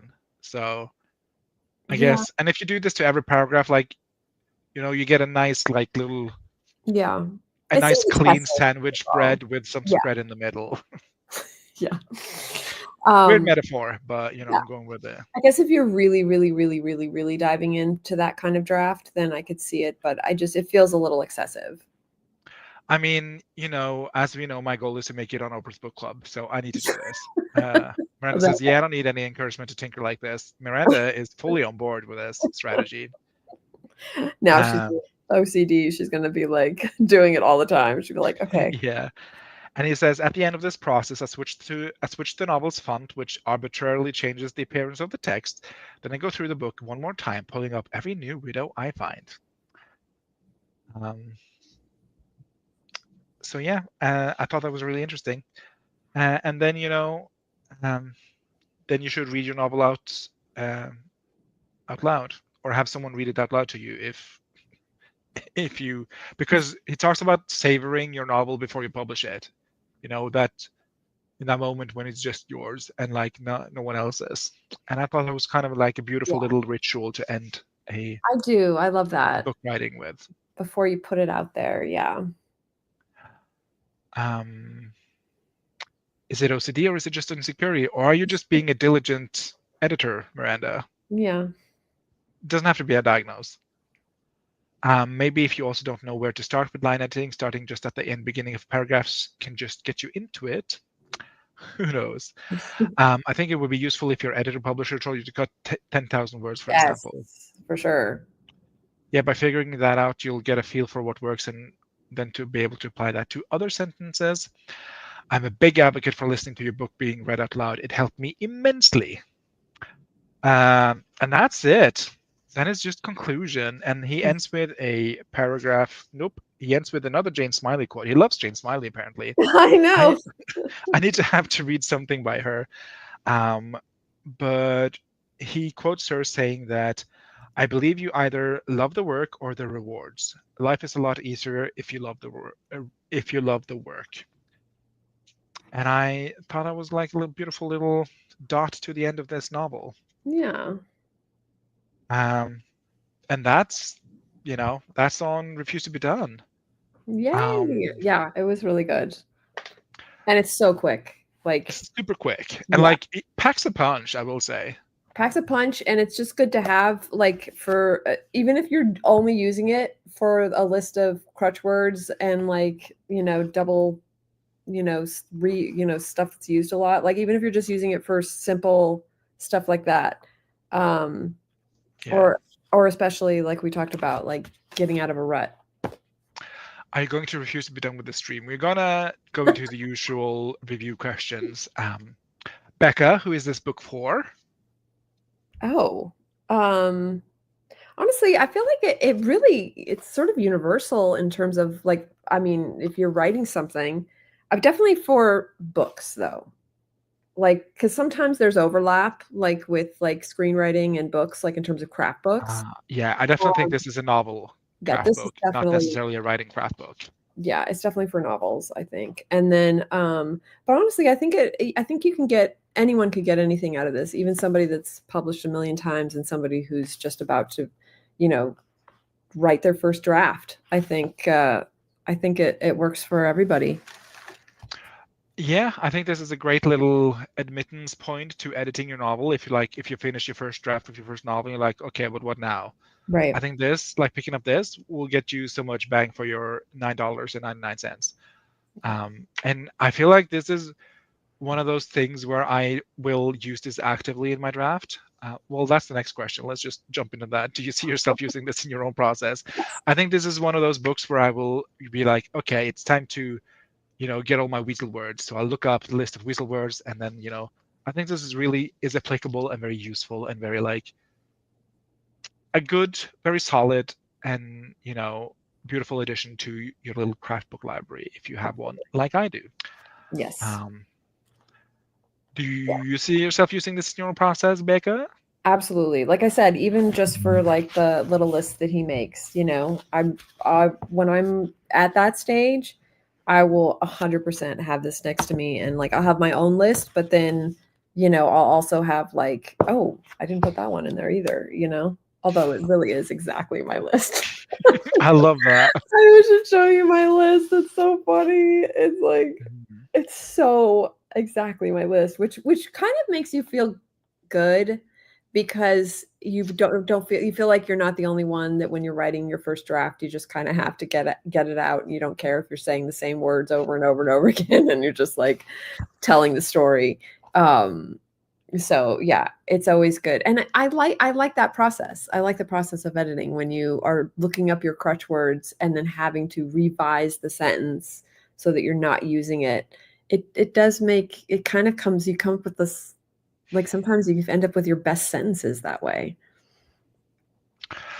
Susan says, I don't think I'd recommend this for newbies unless they paired it with something that covered structure. I think Save the Cat and this would be a great pairing for your first craft books. Although I feel like it would work with newbies in the sense that just the first half of Yeah. writing a draft. I don't know about the revision, but like definitely the writing your first draft, I think would help a newbie. Yeah, I agree. I think this is for beginner. I think this is beginner level craft book, and like a solid one at that. Yeah. Anna says, I'm off to a meeting, but thank you, friend. We'll definitely checking this out. You're welcome. Who is this book for? Kitty Ann, apparently. I do think I could use bits and pieces of this book in my process, especially as I'm currently in the editing phases. Yeah. You could do all of this to still have a hot mess if you don't have a sense of structure. Well, that's true. You definitely need to know your structure. Absolutely. I don't know. I think I could be good for newbies, Susan, because it makes me feel less daunting of a task to edit and revise. Yeah. Maybe read chapter 1, write draft 1, read Save the Cat, and chapter 2 and 3. I think definitely read Save the Cat before you dive into your first draft. That's what I would do. I would read the Save the Cat, I would write the first draft, I would read this, and then I would revise the first draft, which is essentially what I did just over the span of 10 years. But anyway, I do see myself using this in my own process. Roll the die, Becca. What is the rating out of 6? Oh, and 6 being the highest? The best, and 1 being the garbage. I would say, honestly, I would give it a 5. And the only reason why I don't give it a 6 is just because of the couple of things that I'm all like, excuse me.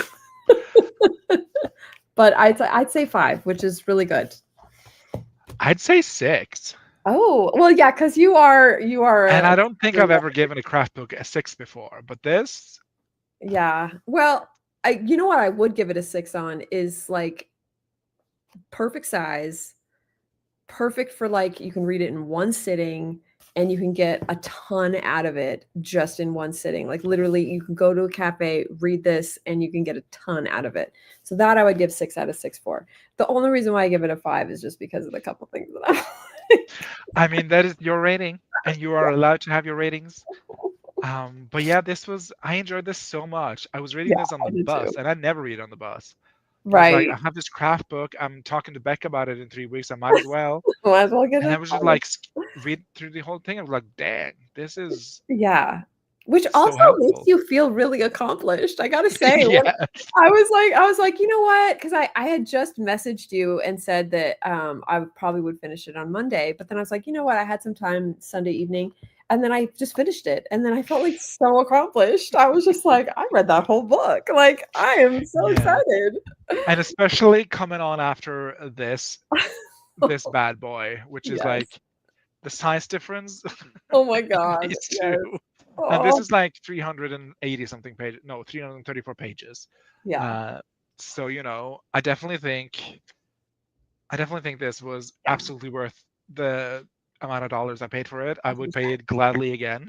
Yep, me too. I think it was so helpful. It made me very interested in checking out his fiction. So I think I'm going to do that. And I just overall I had such a good time reading this, and I had such a good time talking about it to you, with you, not to you. Me too. Thanks for having me. But yeah, that has been Refused to Be Done by Matt Bell. We both loved it. Becca had some thoughts. I had less thoughts, but yeah, only because I'm an outliner. I like if I was a discovery writer, like it would be 10 out of 10. I would just be like 100% behind this. But again, I mean, I might change to 6 in the sense that he does say, take what you want, leave what you don't. So that could bring it, like that might bring it up to a 6 for me. So yeah. Well, thank you so much for being here, Becca. As always, it's been a delight. Actually, maybe I should share this before let's see, copy link. I'm going to share the spreadsheet for signing up for my June streams if anyone wants to join. Present company included, Becca. Yes. Oh no, is she frozen? Am I frozen? I'm okay. Or am I frozen? Oh. Hello? Okay, now you are. Yeah. Yeah, I shared the link to the spreadsheet where you can sign up if you want to join me on one of the streams in July. July will not be a craft month, but I will actually be tier ranking all the craft books I've read so far. And I guess it's a book club at this point. Nice. I will be tier ranking all the craft books I've been reading in some arbitrary system. I have not decided yet. But if you want to join me for any of the streams in June, sign up. There's not going to be any streams in July. In August, I'll be reviewing the Brandon Sanderson course with Malin. And then that will be the only thing I review in the fall, I think, because I want to focus on my edits because the deadline is fast approaching, as we all know, June 1st, 2026. We've got a deadline. But yeah, thank you so much for being here. Thanks so much for the engaging chat. Always lovely to have people here. Thank you so much for this chat. I really like the information that I got from it. Definitely want to get this book now. I mean, 2.5 person bought this book, so I think it's a successful book club, wouldn't you say? Yes. And as always, tomorrow is another trouble stream. I think it's Katie. I think it's accountability. Am I getting another Jot approves for finishing my book this month? Who's to say? Only Katie can decide. And as always, I will see you next Tuesday.